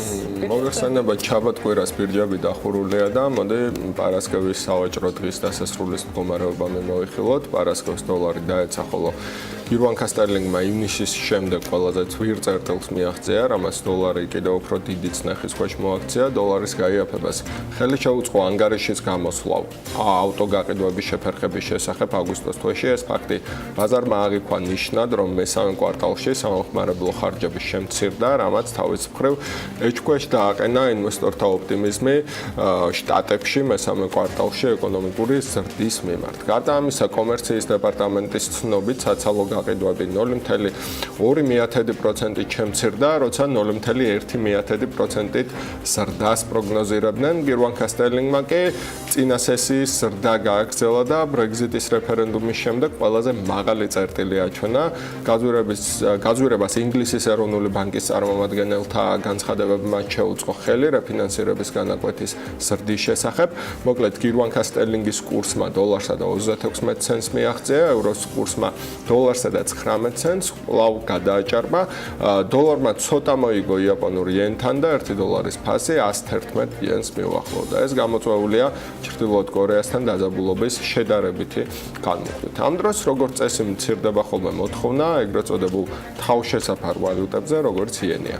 რაც შეეხება კრიპტოვალუტებს, ბიტკოინი ისევ ზრდის გზაზეა, მოინელა ჩინეთის მიერ კრიპტოგადამცვლელების აკრძალვა და როგორც ჩანს, უფრო გაჯანსაღებულიც კი გამოვიდა ამ სიტუაციიდან გასაკვირი არც არის, ჩინელებს ბიტკოინების მხოლოდ 12% ეკუთვნით, ტექნოლოგიები კი ჩინელებსაც აძლევს საშუალებას აკრძალვებს გვერდი აუარონ, როგორც ვივარაუდოთ წინა რამდენიმე ეთერში და ახლა ბიტკოინის ფასი $3,734 აჭარბებს. 1700 აკრეფისა შეცდომა დავაში. ესე იგი ბიტკოინთან ყველაფერი ამასავალდება და შესაბამისად მეც ვთქვათ ვერ გენდეშოთ და ვიყავდათ იმისა რომ ამდენი ხნის ამ საკითხში შეგიძლიათ მე. სრულდობას აცხადებ. მადლობა შენ. კიდევ ერთხელ მიმოხილვისთვის. ამასობაში სტუდიაში საქართველოს საპატიო კონსულობის კანდიდატი ბოსტონში შემოგვიერთდა ჯერედ გარტი დღეს ასრულებს საქართველოში ვიზიტს, რომლის ფარგლებშიც მან და მისმა პარტნიორებმა ქვეყნის საინვესტიციო გარემო და ბიზნეს პოტენციალი შეაფასეს. შეხვედრები დელეგაციის წევრებმა საჯარო სექტორის წარმომადგენლებთან ერთად არაერთი მიმართულების წარმომადგენლებთან გამართეს. ეს იყო ენერგეტიკის, საბანკო, საინვესტიციო, ლოჯისტიკის, სოფლის მეურნეობის, კერძო სექტორის თითქმის ყველა მიმართულება აითვისეს. პირველ შთაბეჭდილებებს საქმიანი დილის სტუდიაში მისგან მოვისმენთ ბიზნესმენი ჯარედ გარტია ჩვენთან ერთად. მოგესალმებით. მადლობა იმისთვის, რომ ხართ ჩვენი სტუმარი. კიდევ ერთხელ პირველი შთაბეჭდილებები გვინდა რომ გაგვიზიაროთ, როგორი იყო ამ შეხვედრებისას თქვენთვის, როგორც ბიზნესმენისთვის საქართველოში საინვესტიციო გარემოზე შთაბეჭდილება. First of all, good morning. Thank you for having me. ძალიან დიდი მადლობა მოწვევისთვის. I have to say this last week and მოგახსენებთ რომ განსაკუთრებული კვირა ნახევარი საკმაოდ შთამბეჭდავი აღმოჩნდა იმ საწარმოების ობიექტების თვალსაჩინო რომელიც მიმოვიხილეთ. ენერგეტიკის სფერო, აგრობიზნესი, ლოგისტიკა, სატრანსპორტო სფერო და რა თქმა უნდა ჯანდაცვა, რომელიც ძალზე განვითარების გზაზე მდგრადი ინდუსტრია, ეწვიეთ სხვადასხვა საწარმოებს და მოხარულები ვართ, რომ აღმოჩინეთ, რომ საქართველოს გასულია ბიზნესისთვის. საინტერესო თქვენთვის საქართველოს ბოსტონში თქვენ ბიზნესმენი ხართ, მაგრამ გადაწყვეტეთ, რომ ჩვენი ქვეყნითაც დაინტერესებული ყავთ. რითი გამოარჩიეთ და რა იყო პირველადი ინფორმაცია, რომელიც საქართველოს შესახებ მიიღეთ? პირველი ინფორმაცია საქართველოსთან დაკავშირებით მოგახსენეთ, რომ ეს პირველი შეხება 10 წლის წინ ჰქონდა მეგობრების მეშვეობით, მეგობრება გამოცნეს, რატომ ახლა საქართველოს საკითხზე მუშაობა დარწმუნებული ვარ, რომ საქართველოს გააჩნია ძალზე სტაბილური ეკონომიკა, ენერგეტიკული ხარჯები, წარმოების ხარჯები ძალიან დაბალია. და მე როგორც ბიზნესში მოღვაწე პიროვნება აი ამ საკითხებს დიდ ყურადღებას ვაქცევ პლუს თავისუფალი ხელშეკრულებები სავაჭრო სფეროში მაგალითად ჩინოსთან, რამაც საქართველოს გახადა ძალიან მიმზიდველი ევროპელი, აზიელი ინვესტორებისთვის, მე ჩემთვის პირადად მოგახსენებთ, რომ საქართველოს ყოველთვის საინტერესო ქვეყანა გახდა.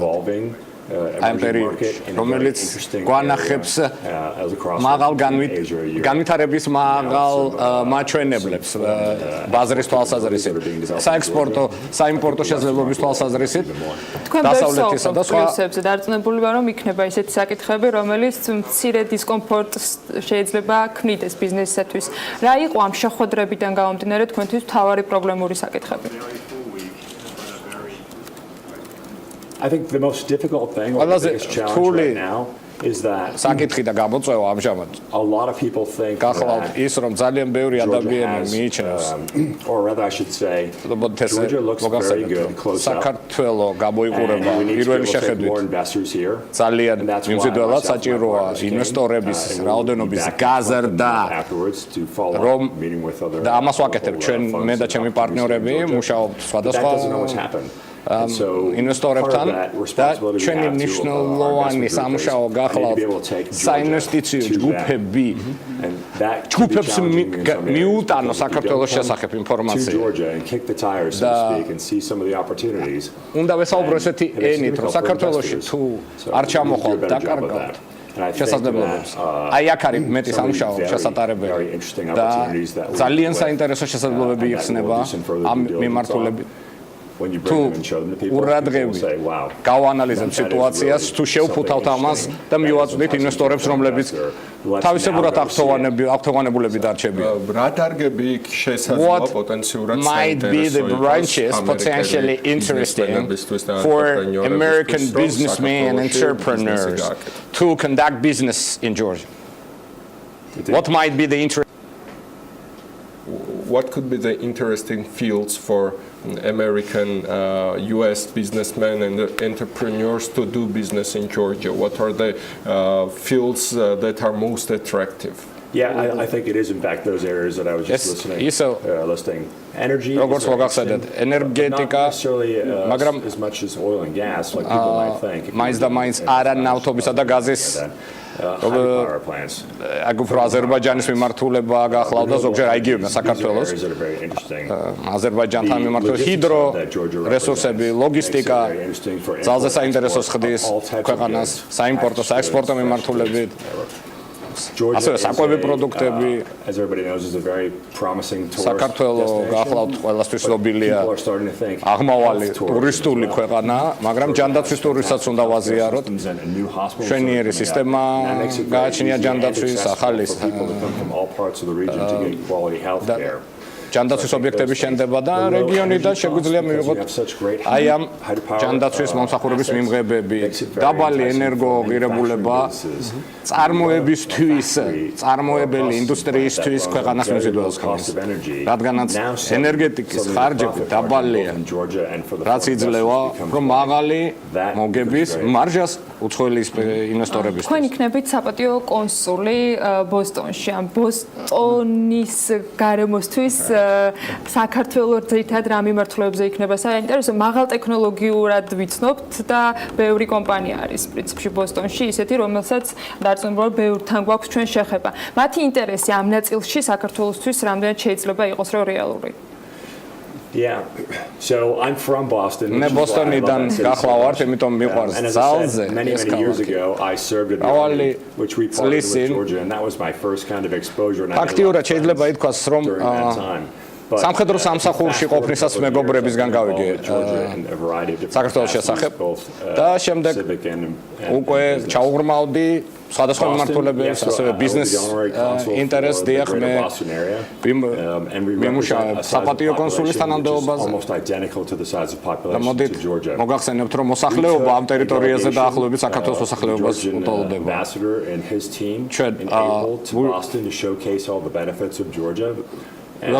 We met with so many businesses. ჩვენ ჩავატარეთ საქართველოს ელჩის ვიზიტი ბოსტონში, საქართველოს ელჩის წარმომადგენლების ერთ-ერთი ლიდერია ბოსტონი ამერიკაში სხვადასხვა ბიზნეს მიმართულებებით, კაპიტალის, საინვესტიციო, სავაჭრო მიმართულებების თვალსაზრისით. ჩვენთვის საუკეთესო შესაძლებლობები იხსნება საქართველოსა და ზოგადად ბოსტონის რეგიონის თანამშრომლობის. ჩვენ შევახვედრეთ დელეგაცია გუბერნატორს, ბიზნეს ელიტას, ეს დაახლოებით 50 ლიდერი კომპანია გახლავთ. აი ამით მივეცით ბიძგი საქართველოსა და ბოსტონის რეგიონის ბიზნეს ურთიერთობების გამყარებას, რაც ძალიან ხანგრძლივი და ჩემი აზრით ძალზე მომგებიანი თანამშრომლობის დასაწყისია ორივე რეგიონისთვის და ჩემი მრავალი სხვა ადამიანის პასუხისმგებლობა გახლავთ გავაღრმავოთ ეს მიმართულება და გავზარდოთ ინფორმირებულობა საქართველოს. ყოველ შემთხვევაში ჩვენ ძალიან გვინდა რომ ყველა საქმიანი ადამიანი დილიდან იყოს ჩვენთან ერთად, არიან სწორედ იმ პროფილის მიმართულების, რომელთანაც შესაძლოა თქვენ მოგიწიოთ მომავალში თანამშრომლობა ან იმ პარტნიორებს, რომლებიც საქართველოში მომავალში ბიზნესებს დაეკონტაქტებიან. რას ეტყოდით მათ? რა არის საქართველოსთვის მთავარი გასაყიდი ამ შემთხვევაში, როგორ შესთავაზონ უცხოელ პარტნიორებს საქართველოსთან თანამშრომლობა და საქართველოში ბიზნესის განვითარება? საქართველოს ბოსტონური პერსპექტივა რა არის? Actually. Right. I think you have a very strong Ministry of Economy and Sustainable Development, which is focused on investing in Georgia. ძლიერი ეკონომიკისა და განვითარების სამინისტრო, ეკონომიკური განვითარების სამინისტრო გაგაჩნიათ, რომელიც მუშაობს კერძო ბიზნესებთან, ბიზნეს ინვესტორების დასახმარებლად და ქართულ ბიზნესებს თავაზობ გამოიყენონ მაქსიმალურად ეს რესურსები, რაც თქვენ ხელში გააჩნიათ. გამოიყენეთ ყველა ტექნოლოგიები. რაზეც ხელი მიგეწოდება, მაგრამ როგორ უნდა გახვიდეთ გარეთ, როგორ უნდა აწიოთ ინფორმირებულობის დონე. მოგახსენებთ, რომ აქ კულტურა ბიზნესის წარმოების საკმაოდ სამბეჭდავი აღმოჩნდა ჩემთვის. და fantastic resources that you have at the governmental and at the regional. ძალიან მაღალი ხარისხის რესურსები გააჩნია ქართულ ბიზნესს სამთავრობო ეშელონების დახმარების თვალსაზრისით. აი ეს უნდა იყოს ერთ-ერთი მთავარი შეთავაზების თავარი წერტილი, თავარი პერსპექტივა. თქვენ ბევრი საუბრეთ საქართველოს რეგიონული მდებარეობიდან გამომდინარე მის უპირატესობებზე და სწორედ რეგიონის ეკონომიკებიდან გამომდინარე ხშირად აღნიშნავენ ხოლმე, რომ ის რეიტინგები, რომელიც საქართველოს ეკონომიკურ მდგომარეობასთან დაკავშირებით დგება, არის მნიშვნელოვანი. თუმცა ამაზე დისკუსიები ხშირია. იმ გადმოსახედიდან, რომელიც ბოსტონში თქვენი როგორც ბიზნესმენის საქართველოს უკავშირდება, მაინტერესებს, რამდენად არის მნიშვნელოვანი ქვეყანაში საინვესტიციო გარემოსთან ერთად რეიტინგები, რომელიც ამ ქვეყანასთან დაკავშირებით ეკონომიკას უკავშირდება, თქვენზე შთაბეჭდილებას რამდენად ახდენს? I think those ratings are probably the initial most telling pieces about Georgia. I was joking. ყველაზე შთამბეჭდავი ინფორმაცია პირველად საქართველოსზე. ეკონომიკის მინისტრს ვეუბნებოდი, ვეხუმრებოდი, რომ ძნელი სამუშაო ნამდვილად არ გაგაჩნიათ. ისედაც უკვე ბევრი რამეა გაკეთებული, მაგალითად ბიზნესის წარმოების სიმარტივე, კორუფციის დაბალი დონე, ენერგეტიკული ფასები, დაბალი ფასები, ნიჭიერი სამუშაო, ახალგაზრდები, სამუშაო ძალა, იაფი, ეს ყველაფერი თუ შევადარებთ რეგიონის სხვა ქვეყნებს, ეს გახლავთ საკმაოდ შთამბეჭდავი. საქართველოს ასევე განვითარებადი დემოკრატიული ქვეყანა, მიმზიდველი საინვესტიციო კლიმატთან. იმის გათვალისწინებით ამერიკა საქართველოსაც ძალიან მჭიდრო თანამშრომლობა გააჩნიათ. ყველა კერძო ინვესტორს. როდესაც კითხვას სვავ, სად ჩავდოთ ამ? მე ვიწყებ საუბარს რატომ საქართველოს საუბრობდით, რაც თქვენთვის და ასევე ინვესტორებისათვის შეიძლება საინტერესო იყოს და იმ შეხვედრებზე, რომელიც თქვენ გამართეთ. მათ შორის იყო სოფლის მეურნეობა. ჩვენ ფინანსთა მინისტრის პასუხი მოვისმინეთ იმ მიმდინარე საკითხზე, რომელიც უკავშირდება სასოფლო-სამეურნეო მიწების გასხვისებასთან დაკავშირებულ მიმართულებას, რომელზეც ვერ თანხმდება ძალიან ფართო საზოგადოების აქტიური წარმომადგენლობა. თქვენი პოზიცია როგორი არის? იქნება თუ არა ინვესტორისთვის დამაბრკოლებელი ფაქტორი ის, რომ შესაძლოა მათ არ ჰქონდეთ უფლება შეიძინოს საქართველოში მიწა და ისე დაიწყონ ბიზნესი? I'm not so sure about what the rules and regulations are in terms of how foreign investors partner with deals that involve land. There are some deals that are structured. მიდის რა თქმა უნდა საუბარი და არსებობს თანაინვესტირების შესაძლებლობები. მე მგონი საუკეთესო გამოსავალი გახლავთ, როდესაც უცხოელი ინვესტორი ქართულ ინვესტორთან თანაინვესტირების საფუძველზე მოახდენს აგრობიზნესის განვითარებას. ეს არა მხოლოდ აგრობიზნესს ეხება, ეს იქნება ჰიდროელექტროსადგურები, წარმოებლური სფერო და ასე შემდეგ. წარმოების სფერო. დარწმუნებული ვარ, რომ ეს არის საუკეთესო გამოსავალი და მეც მაინტერესებს თუ როგორ იმუშავებს ეს ყოველივე და we don't have any interest right now purchasing land in Georgia other than to co-invest. ჩვენი მხრიდან მაინც მიწის შესყიდვის ინტერესი არ გაგვაჩნია, ჩვენ უფრო თანინვესტირება და ჩვენი ეკონომიკის სამინისტრო ხშირად საუბრობს ხოლმე და ბევრი პროგრამა აქვს ტექნოლოგიური მიმართულებით. ბოსტონი მასაჩუსეტსის დედაქალაქია და ასოცირდება MIT-ის გამო ასოცირდება უმაღლეს ტექნოლოგიებთან და ასე შემდეგ. თქვენი აზრით საქართველოს აქვს პერსპექტივა, რომ იქცეს რეგიონში ტექნოლოგიურ ხაბად, იმიტომ რომ ჩვენი მთავრობა ძალიან ბევრ ფულს ხარჯავს ამაზე და არსებობს ეჭვები, რომ ეს ფული უბრალოდ ნიავდება. I'm so glad to hear you talk about let's say technology incubation on entrepreneurship. ტექნოლოგიური ინკუბატორები, მეწარმეობა ეს გახალთ ისეთი მიმართულებები. Kendall Square, which is Cambridge, Harvard and MIT. Bostonში, Cambridge, Harvard-ი მარტო რა დღეს 1 კვადრატულ მეტრზე მეწარმეობისა ტექნოლოგიების გადაანგარიშებით ალბათ ლიდერები ვართ ჩვენ მოხარულები ვართ რომ ტექნოლოგიურ უნივერსიტეტში ეკნებათ ქართოსვეტებს საშუალება ჩამოსვლის და პირიქით და ყველა ახალი შესაძლებლობები აგრობიზნესში, წარმოებაში და ასე შემდეგ. ახალი ბიზნესი და აკადემიაში მისაღწევა საჭიროა თანხების ჩადება მეწარმეობის განვითარებაში. მათთვის ინკუბატორების, აქსელერატორების და დაფინანსებისადმი წვდომის შექმნა თუ ამას არ მოიმოქმედებს ძალზე რთულდება ახალგაზრდებისთვის დაწყებების შეგრძნებების სტარტაპებისთვის რომ ჩაჯდეთ ძირითად ბიზნეს დაკაჭში. ბადაბდა საქართველოს ძალიან კარგად იმუშავა რომ გიპასუხოთ თქვენ კითხვაზე. პირველი წაროდან ვიცი რომ მეწარმეები მაგალითად საქართველოდან ჩადიან უკვე იწყება ეს ნაკადი რომ ქართველი მეწარმეები კონკურენციაში შედიან ამერიკელ მეწარმეებთან დაფინანსების მოსაპოვებლად და იგებენ ქართველები ამას ხედავთ უკვე ეს არის ძალიან საინტერესო სამეწარმეო სულის განვითარების თვალსაზრისით რომელიც არსებობს საქართველოში და ესეთი სამეწარმეო მიდრეკილებები ყველგან არ არსებობს იდეები შეიძლება გააჩნდეს ადამიანს, მაგრამ წვდომა რესურსებისა. And I don't think Georgia has that problem. წვდომა საგარეო მიმართულებით ეს არის იქნება როგორც მივხვდია, ნუ გარდა ბიზნეს წარმოებისა და საქმიანობისა, განათლების კუთხესაც დაახმარება და დაკავშირება როგორც ისაუბრეთ, ერთ-ერთი მნიშვნელოვანი ნაწილი იქნება ამ კუთხით, ხო? ამ კონკრეტული მიმართულებების გამოკვეთა თუ შეიძლება თუ უფრო სამომავლოდ შეიძლება დეტალებზე საუბარი ამ მიმართულებით, იგივე უნივერსიტეტებთან კავშირი და ასე შემდეგ. Yeah. I think all of these questions are great because you're basically developing an end-to-end process where you invest in education. Young people have good ideas. You invest in the entrepreneurial aspect of it and nurture that. And then ახალგაზრდაკადრების ფარდაჭერა, ახალგაზრდა მეწარმეების მათი ფერზე დაყენება, ბიზნესი გადის საერთაშორისო არენაზე და აი ესეთი ლოგიკური ჯაჭვი იქნება.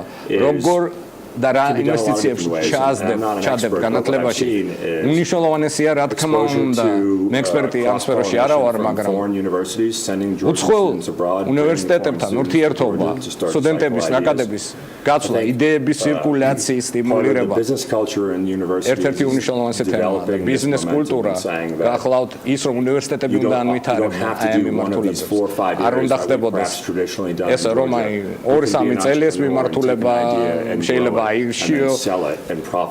არა, შენ მეწარმე უნდა გახდე. აი ამ კულტურის სტიმულირება ეს შენი მოწოდება, შენი მთელი ცხოვრება უნდა მიმდინარეობდეს და საქართველოში მაგალითად რაც ვნახე სასწავლო პროგრამები ზუსტად აი ამაზე ხდება მათი მორგე. დარწმუნებული ვარ კიდევ ბევრ საინტერესო სიახლეს გავიგებთ თქვენგან მეწარმეტებას გისურვებთ უკვე საპატიო კონსულის რანგში ბოსტონში. მადლობა თქვენ სტუმრობისათვის და მადლობა საინტერესო ინფორმაციებისათვის რომელიც მოგაწოდეთ. იმედი მაქვს რომ უკვე კონკრეტულ პროექტებზე და კონკრეტულ კავშირებზე შეგვეძლება მომავალი შეხვედრისას საუბარი. მადლობა კიდევ ერთხელ. კარგი ამბები გაგგვიგოს ბოსტონიდან აწი. და საქართველოდანაც მივგაწოდებინა ჯარეთ გარტი ბოსტონში საქართველოს საპატიო კონსულობის კანდიდატი ბიზნესმენი გტუმრობდა საქმიან დილაში და სანამ ჩვენ მას გავაცილებთ მადლობა მინდა უთხრა გოგაასკურავას დახმარებისთვის რომელსაც არ ვემშვიდობებით და სულ რამდენიმე წუთში რეკლამის შემდეგ ბატონი გოგა კიდევ ერთხელ დაგვეხმარება ასე რომ დაგველოდეთ.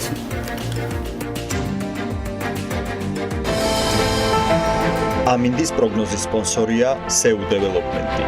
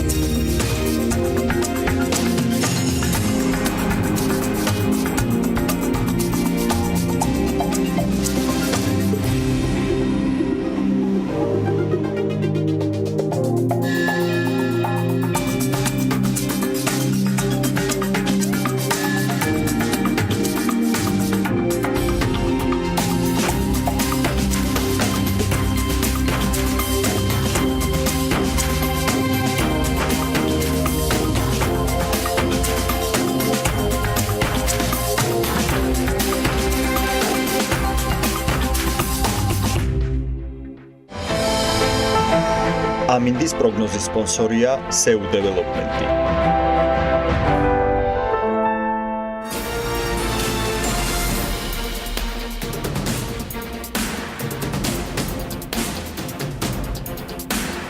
ეკონომიკის შემდეგ დავბრუნდით საქმიანი დილის ეთერში. კიდევ ერთხელ მადლობა გოგა ასკურავას დახმარებისთვის და საქმიანი დილის ამ ნაწილში სწორედ მისი დახმარებით ელენე ჩომახიძის სტუმრებთან ერთად გავაგრძელებთ ეთერს. ელენე, დილა მშვიდობის მივესალმები შენ სტუმრებს. დილა მშვიდობის ანა. იუსტიციის სამინისტრომ კომერციული და საგადასახადო პალატების შესაქმნელად რეფორმის კონცეფცია შეიმუშავა. კონცეფციის თანახმად საერთო სასამართლოების სისტემაში კომერციული და საგადასახადო პალატები შეიქმნება და სპეციალური წესი შემუშავდება ისეთი მოსამართლეების შესარჩევად, რომლებიც როგორც უცხოელ ინვესტორთა მონაწილეობით დავებს, ასევე ქვეყნის შიგნით დაფუძნებული მცირე, საშუალო და მსხვილი ბიზნესის სასამართლო საქმეებს მაღალკვალიფიციურად განიხილავენ. რეფორმის პირველ ეტაპზე გადამზადებიან ახლა დანიშნული მოსამართლეები, მათ შორის საზღვარგარეთის ქვეყნების მსგავს სასამართლოებში, განაცხადა მინისტრმა. პირველი კომერციული პალატა საქართველოში 2019 წლის 1 იანვრიდან უნდა ამოქმედდეს. ალბათ ყველას გვახსოვს თუ როგორ გააკრიტიკეს ინვესტორთა საბჭოს მეხუთე სხდომაზე საერთაშორისო ორგანიზაციების მაღალი რანგის წარმომადგენლებმა საქართველოს სასამართლოში არსებული მდგომარეობა. ამავე სხდომაზე თეატრულუკიანმა აღნიშნა, რომ პალატების მოსამართლეები უნდა იყვნენ ახალგაზრდა, თუმცა გამოცდილი და საქმისმცოდნე პირები, კომერციული სამართლისა და ინგლისური ენის კარგი ცოდნით. აღსანიშნავი ფაქტია, რომ რეფორმის დამფინანსებლები ბრიტანეთის მთავრობის ფონდი, EBRD და გერმანიის საერთაშორისო თანამშრომლობის საზოგადოება იქნებიან. საქართველოს მთავრობას კი საკონსულტაციო მომსახურებას ამ სფეროში იურიდიული ფირმა დეკერტ ჯორჯია გაუწევს. სწორედ აღნიშნული ფირმის პარტნიორი ბატონი არჩილ გიორგაძე და ამერიკის სავაჭრო პალატის პრეზიდენტი ბატონი მაიკლ კაუგილი არიან დღეს ჩვენთან ერთად. ძალიან დიდი მადლობა მობრძანებისთვის. Thank you for coming. პირველი შეკითხვა მექნება ბატონ მაიკლთან. I will have first question. პირველ კითხვას დაგისვათ ბატონ მაიკლ. ინვესტორთა მეხუთე სესიაზე, ინვესტორთა საბჭოს მეხუთე სესიაზე თქვენ დაასვით საინტერესო კითხვა. კომერციული პალატის დამოუკიდებლობის შესახებ თქვენ ბრძანეთ, რომ იგი უნდა ფუნქციონირებდეს იუსტიციის უმაღლესი საბჭოსგან დამოუკიდებლად. აი ახლა რას ალბათ წარსულის წარსულს უნდა შევეხო. იუსტიციის სამინისტრო საკმაოდ კარგად მუშაობს ამ მიმართულებით და რაც შეეხება ამ საკითხს აღნიშნავ რამდენიმე მიზეზს, რამაც განაპირობა ამ სასამართლოების შექმნა, კომერციული სასამართლოების არის გადატვირთულობა სამოქალაქო სასამართლოების მიმართულების და ათასობით საქმე არის განუხილველი. ეს არის პირველი მიზეზი. მეორე არის კომპეტენცია ამ საკითხებს, მაგალითად საგადასახადო, შემოსავლების, საბუღალტერო საკითხებს კომპლექსური ხასიათი გააჩნიათ და ის რომ გადაწყვეტილება დადგეს შესაბამისი ამ საქმეებზე უმნიშვნელოვანესი ფაქტორია. აი ეს გახლავთ ორი მიზეზი, რის გამოც ხარს უჭერთ კომერციული სასამართლოების ინიციატივას. ასევე ვცდილობთ, რომ ეს ჩაჯდეს ზოგადად სასამართლო რეფორმის მიმართულებებში, ეს ეხება ურთიერთმოსაუბრებას და ეს ეხება იუსტიციის უმაღლეს საბჭოს პოზიციას, საჩივრების მიღებას, აი ამ სისტემაზეც ვმუშაობ. გვინდა დავწუნდეთ, გსურს დავწუნდეთ, რომ ახალი კომერციული სასამართლოების მმართველობის სტრუქტურა იქნება ასევე შესაბამისი. ეს ძალიან კარგი, მაგრამ დამოუკიდებლობის თემას მინდა დავუბრუნდეთ. თქვენ ბრძანდებით ერთადერთი, ვინც ამ საკითხს ეხმაურება. ისევ და ისევ. ყოველივე ეხება მართვის, აი ამ სისტემის მართვის ხარისხს. როგორც არის მართება მისი ფუნქციონირება და მთლიანად სისტემა, რომელშიც იუსტიციის უმაღლესი საბჭო შევა თუ ყველა ჩადებს მაქსიმალურს მივახცევ ჩადებს, მაგრამ ჩვენ არ გვჭირდება ისეთივე მართვის პრობლემები, რომელსაც დღესდღეობით სასამართლოები თვალსაზრისით ხედავთ. იმიტომ რომ სასამართლო რეფორმას ჭირდება ამძლივი პერიოდი, არ ხდება ეს ორ დღეში და კომერციულ სასამართლოების მიმართები ჩვენ სურვილია უფრო სწრაფად დაიწყონ ფუნქციონირება. ეს შეიძლება რაღაც სისტემა დროებითი თვალსაზრისით ფუნქციონირებს, მაგრამ ზოგადად უნდა მივიღოთ კმაყოფილების მაღალი დონე. შეიძლება დროებით რაღაც მართვის სისტემა შევქმნათ კომერციული სასამართლოებისათვის, მაგრამ უნდა დაუკვირდეთ ყოველივე როგორი მუშაობს. and in interviews and discussions until we actually start seeing how they work. საქმეში მეორე დისკუსიები ასევე სხვა მიმართულება გახლავთ და მაინტერესებს თქვენი კომპანია ჯორჯია, რომლის პარტნიორიც ბრანდებით გაუწევს საკონსულტაციო მომსახურებას საქართველოს მთავრობას, როგორც უკვე აღნიშნე, რა სახის კონსულტაციაზეა საუბარი და რა თხოვნით მოგმართათ თავად იუსტიციის სამინისტრომ, აი ეს არის ძალიან მნიშვნელოვანი, რა ნაწილში გაუწევთ თქვენ უშუალოდ დახმარებას, ესე რომ ვთქვათ, საქართველოს მთავრობას. დიდი მადლობა პირველ რიგში მოწვევისათვის, რაც შეეხება თქვენს კითხვას, ანუ ჩვენ ამ პროცესში უკვე დიდი ხანია ჩართულები ვართ. იგივე საწყისი კონცეფციის შემუშავებაში ჩვენც მივიღეთ მონაწილეობა საქართველოს იუსტიციის სამინისტროსთან და ეკონომიკის სამინისტროსთან და ფინანსთა სამინისტროსთან ერთად. აღნიშნული კონცეფცია მოიცავს ძირითად ასპექტებს და მიმართულებებს, თუ როგორი უნდა იყოს ეს პალატა. შესაბამისად შემდეგი ნაწილი უკვე სამუშაოსი არის ყველაფერი ის, რაც საჭიროა იმისათვის, რათა ეს ამ პალატამ იმ თარგისათვის, რომელიც თქვენ ახსენეთ, იმუშაოს. აღნიშნული გულისხმობს შესაბამის საკანონმდებლო ბაზის შექმნას, აღნიშნული გულისხმობს შესაბამისი საოპერაციო წესების შექმნას აღნიშნული სასამართლოსთვის, აღნიშნული გულისხმობს ასევე მონაწილეობის მიღებას იგივე მოსამართლეთა ტრეინინგისათვის მოსამზადებელი ეგრეთ კურიკულუმის მომზადების კუთხით, ან ყველაფერი იმას, რაც საშუალებას მოგცემს, რომ რაღაც სპეციფიკური თარიღისათვის აღნიშნულმა პალატებმა იმუშაოს. ასევე მნიშვნელოვანია, რომ ამ პროცესში არ იქნება ჩართული მარტო იურიდიული კონსულტანტები. ჩვენი რეკომენდაცია იყო და ამ შემთხვევაში ეს გაზიარებული იქნა, რომ ჩაერთოს ასევე ფინანსური კონსულტანტი, რათა ჩვენ ზუსტად შევძლებოთ და განსაზღვრავთ იგივე ბიუჯეტირების კუთხით, იქ ძალიან ბევრი სამუშაოა საქმეების ანალიზის კუთხით და ასე შემდეგ. ბატონ არჩილ, ახლა საუბრისას მეც დამებადა ეს ლოგიკური შეკითხვა ალბათ, რაც მაყურებელთა უმრავლესობასაც გაუჩნდა ჩემი აზრით.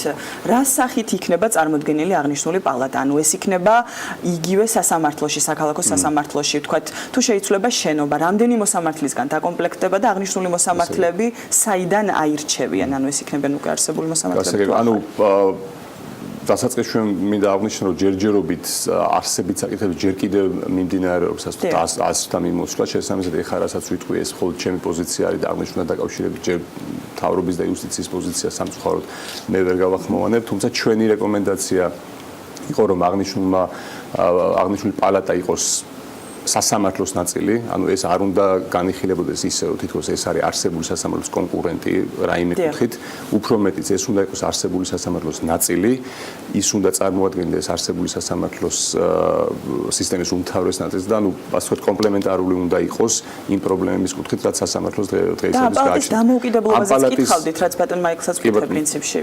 შესაბამისად, ჩვენი რეკომენდაცია იყო, რომ ეს პალატა უნდა იყოს პირველ სააპელაციო სასამართლოს დონეზე და შემდეგ უზენაეს სასამართლოს დონეზე. თუმცა სააპელაციო სასამართლოს დონეზე მან უნდა განიხილოს საქმეები პირველი ინსტანციის სახით. თუმცა კიდევ ერთხელ ეს არის მხოლოდ ჩვენი რეკომენდაცია.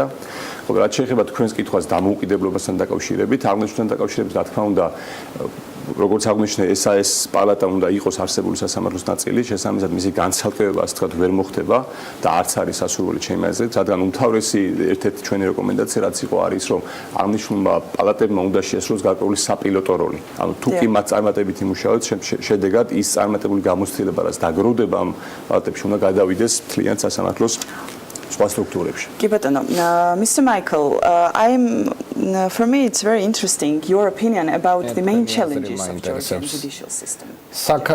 საქართველოს სასამართლო სისტემის წინაშემდგარი ძირითადი გამოწვევები. აი მაგალითად უკვე დაგისახელეთ კომერციული საქმეების განხილვა.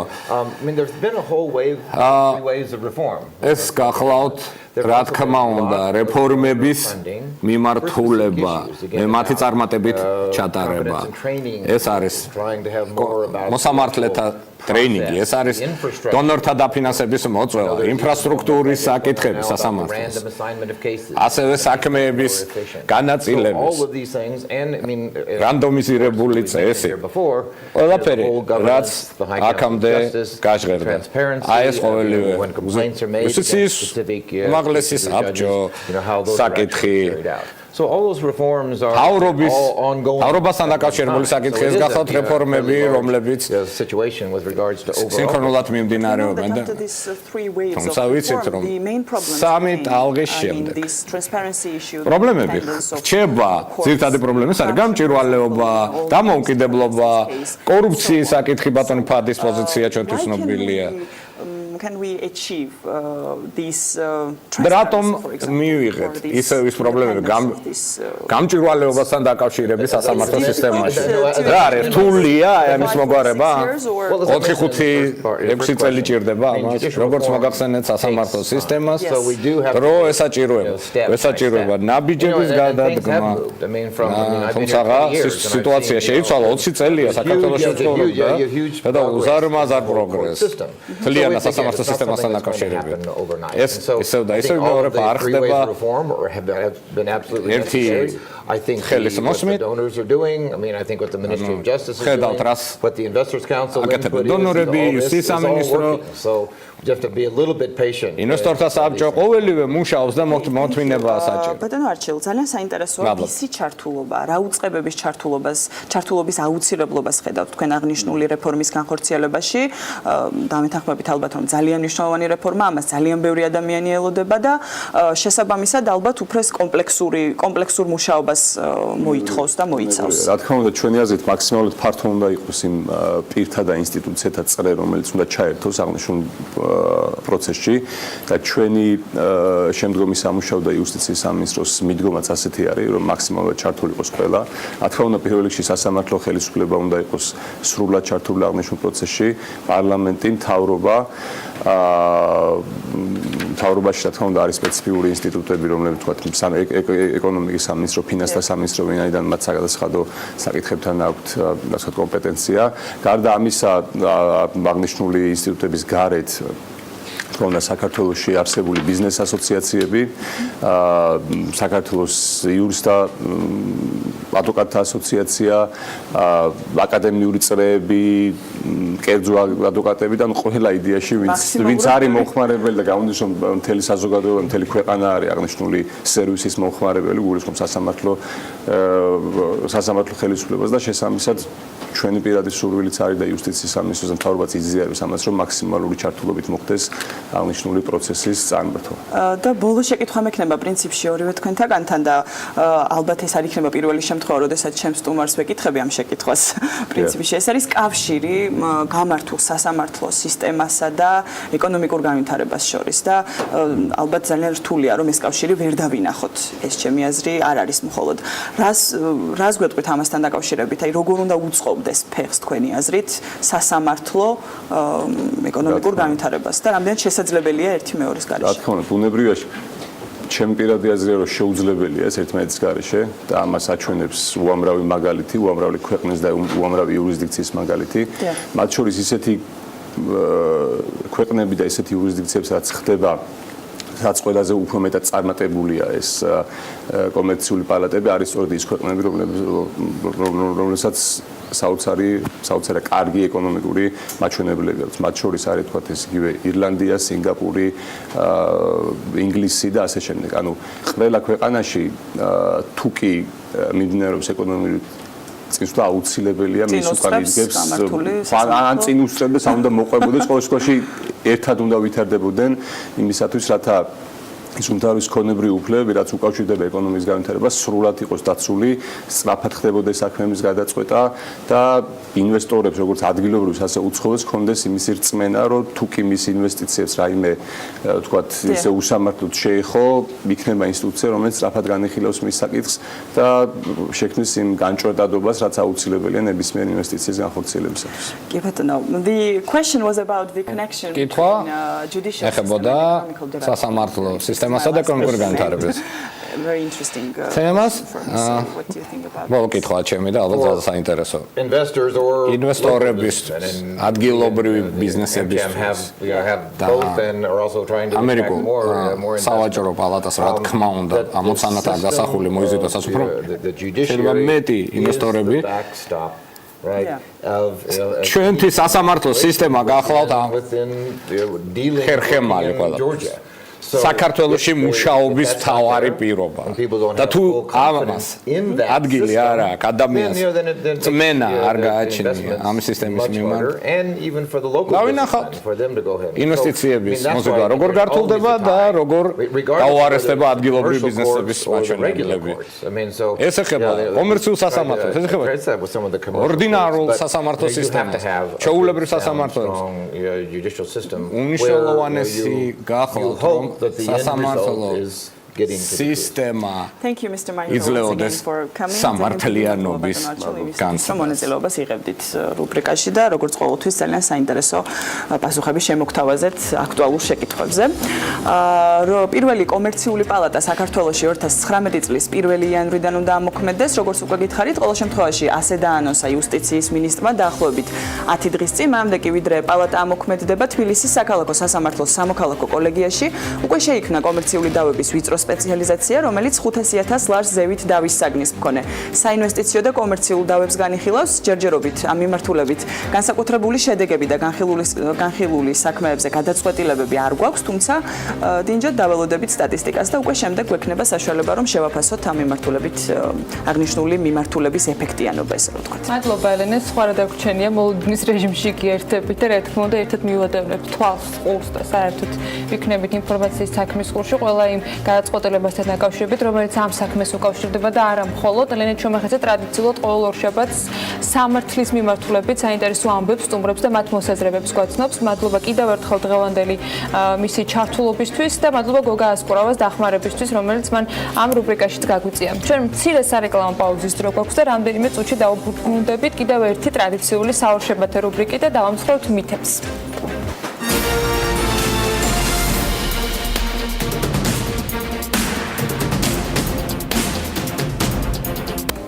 ბოლო პერიოდში გარკვეული მედია საშუალებებით ხდება საბჭოთა კავშირის მიმართ ნოსტალგიის გაღვივება და ისტორიული ფაქტების ფაბრიკაცია. გაყალბებული ისტორიის იდეალიზება ხდება განათლების, ჯანდაცვის თუ სოციალური დაცვის მიმართულებით. თუმცა რა იყო საბჭოთა სოციალური თანასწორობა ბჭყალებში და რა ზეგავლენას ახდენს საბჭოთა პროპაგანდისტული მედია საზოგადოებაზე, ალბათ უფრო პოსტსაბჭოთა, ხო? დეტალები ვნახოთ მარიამ ადამიანის სიუჟეტში.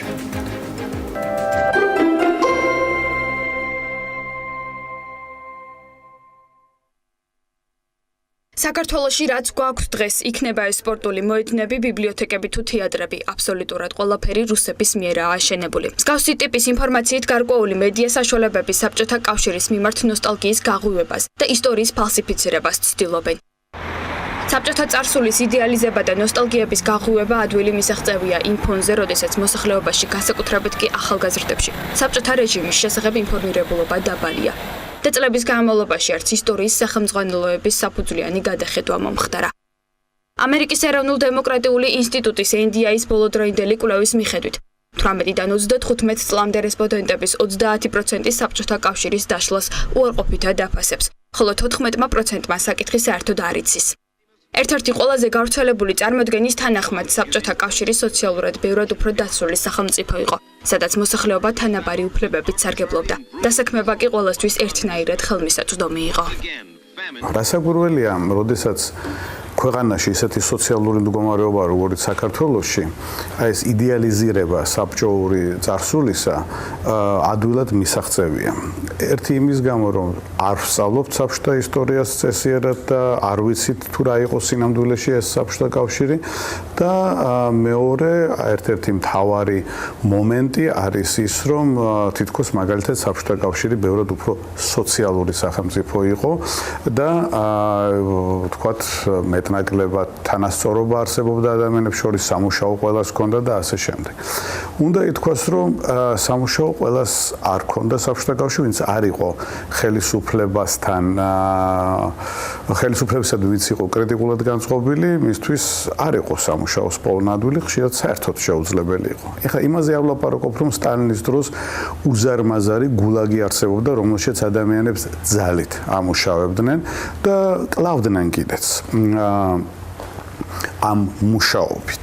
შემდგომში საბჭოთა კავშირში ასაკურველია წარმოუდგენლად გაიზარდა კორუფცია და საბჭოთა კავშირი იყო ერთ-ერთი ყველაზე კორუმპირებული ქვეყანა, ვისაც ცოტათი მაინც ახსოვს, ეხსოვნება ალბათ საბჭოთა მილიციონერები, რომელიც გრთამს ძალიან დიდი სიამოვნებით იღებდნენ. ასევე პარტიული ამხანაგები, მაღალი დონის და არა ჩვეულებრივი მოგვდავენი პარტიულები სათვის არსებობდა სპეციალური მაღაზიები, სადაც ოდესაც საბჭოთა კავშირში ძალიან ყოველთვის იყო ძალიან დიდი პრობლემები სურსათთან დაკავშირებით, მაგრამ ასევე ყოველდღიური მოხმარების საგნებთან დაკავშირებით. ეს იყო მუდმივად რაღაცის ნაკლებობას განიცდიდა ეს საბჭოური გეგმაზე აშენებული მეურნეობა. და აი ამ მსხვილი პარტიული ამხანაგებისათვის სპეციალური მაღაზიები იყო, სადაც მათ შეეძლოთ ეყიდათ. საბჭოთა წარსულის იდეალიზაციის ერთ-ერთ მცდელობას წარმოადგენს გაზეთ ასავალ დასავალის 21 აგვისტოს ნომერი, სადაც საბჭოთა განათლების სისტემის უპირატესობაზეა საუბარი. ჟურნალისტი აღნიშნავს, რომ საბჭოთა სკოლებში ეროვნულ-პატრიოტული სულისკვეთება უფრო მეტი იყო და ბავშვები არა კომუნისტებად, არამედ ქართველებად იზრდებოდნენ.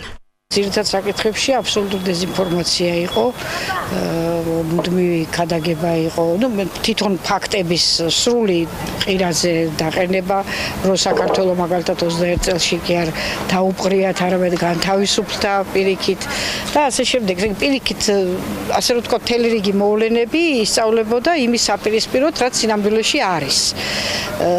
ეხლა მას ვერ ვიტყვი, რომ ვთქვათ, იგივე ვაჟა-ფშაველა და ილია და ეს ამოღებული იყო პროგრამა და რა თქმა უნდა არ იყო და ეროვნული ესეც ისწავლებოდა. მაგრამ აი მუდმივად იყო მცდელობა და შეტევები, იცით, ქართულ ენაზე, პერიოდულად იყო შეტევები, პერიოდულად იყო მცდელობები ზოგადად ქართული ენის, საქართველოს ისტორიის შევიწროების გამოცდებიდანაც. კიდევ ერთი არასწორი წარმოდგენა საბჭოთა პერიოდის ჯანდაცვის სისტემას ეხება, რომელიც მოქალაქეებისათვის უფასო სამედიცინო მომსახურების უზრუნველყოფას გულისხმობდა. თუმცა რეალური ფაქტებიდან ჩანს, რომ სისტემა კორუფციული იყო და საბოლოო ჯამში არ გაამართლა. აქ იმ სფეროში, რაც მე დამხვდა, ეს უკვე მოგვიანებული საბჭოთა პერიოდი იყო, უკვე იყო სრული კორუფცია. სამწუხაროდ. განსაკუთრებით ჩემს სფეროში, გინეკოლოგიაში, ძველი ექიმები მაშინდელი, ესე ვთქვათ, პირობითად ძველი, იყვნენ კარგები. მედიცინა იყო სუსტი.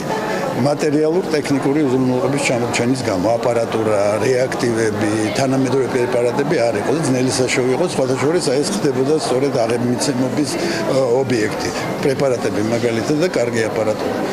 ხო და რაც შეეხება თვითონ მედიცინას, თანამედროვე მედიცინა, რა თქმა უნდა, უკეთესია. საბჭოთა კავშირის მიმართ ნოსტალგიის გაღვივება და ისტორიული ფაქტების გაყალბების გზით არასწორი წარმოდგენების შექმნა რუსული პროპაგანდის ერთ-ერთი მეთოდია, რომელიც განსაკუთრებით აქტიურად საბჭოთა წარსულის მქონე ქვეყნებში, მათ შორის საქართველოშიც გამოიყენება. Крушение Советского Союза было крупнейшей геополитической катастрофой века. 2005 წელს რუსეთის პრეზიდენტმა ვლადიმერ პუტინმა საბჭოთა კავშირის დაშლა მე-20 საუკუნის უდიდეს გეოპოლიტიკურ კატასტროფად მოიხსენია. ამასთან ტერიტორიები, რომლებზეც ამჟამად ყოფილი საბჭოთა რესპუბლიკები და მათ შორის საქართველოც მდებარეობენ, რუსეთის მხრიდან დღემდე საკუთარი გავლენისა და განსაკუთრებული ინტერესის სფეროდ მოიაზრება. Moscow now controls about a quarter of Georgia.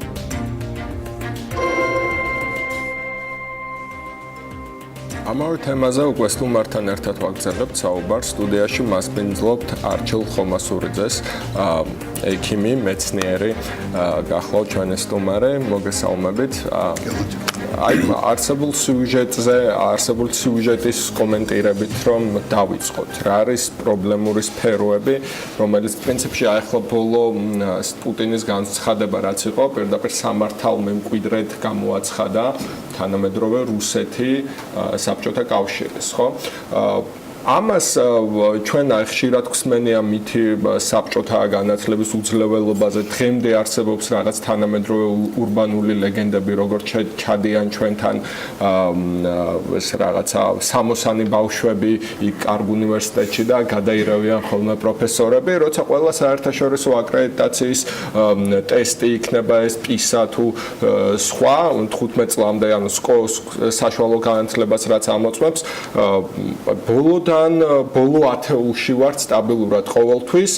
რუსეთიც ამავდროულად სადღაც სიის შუაში გვხვდება და პოსტსაბჭოთა სამყაროდან ერთმნიშვნელოვნად წინ არიან ის ქვეყნები, რომელმაც საერთოდ შეცვალეს სტრატეგია, ანუ საბჭოთა განათლების სისტემას დაშორდნენ და უფრო დასავლეთისკენ წავიდნენ, ესა ბალტიისპირეთ ქვეყნები უპირველეს ყოვლისა და პრინციპში ფინეთი, რუსეთი შედარებით შეიძლება ამ კუთხით, იმიტომ რომ მაინც მეზობლები არიან და ასე ვთქვათ, მჭიდრო ხო, დიდი ხანი ციონეს.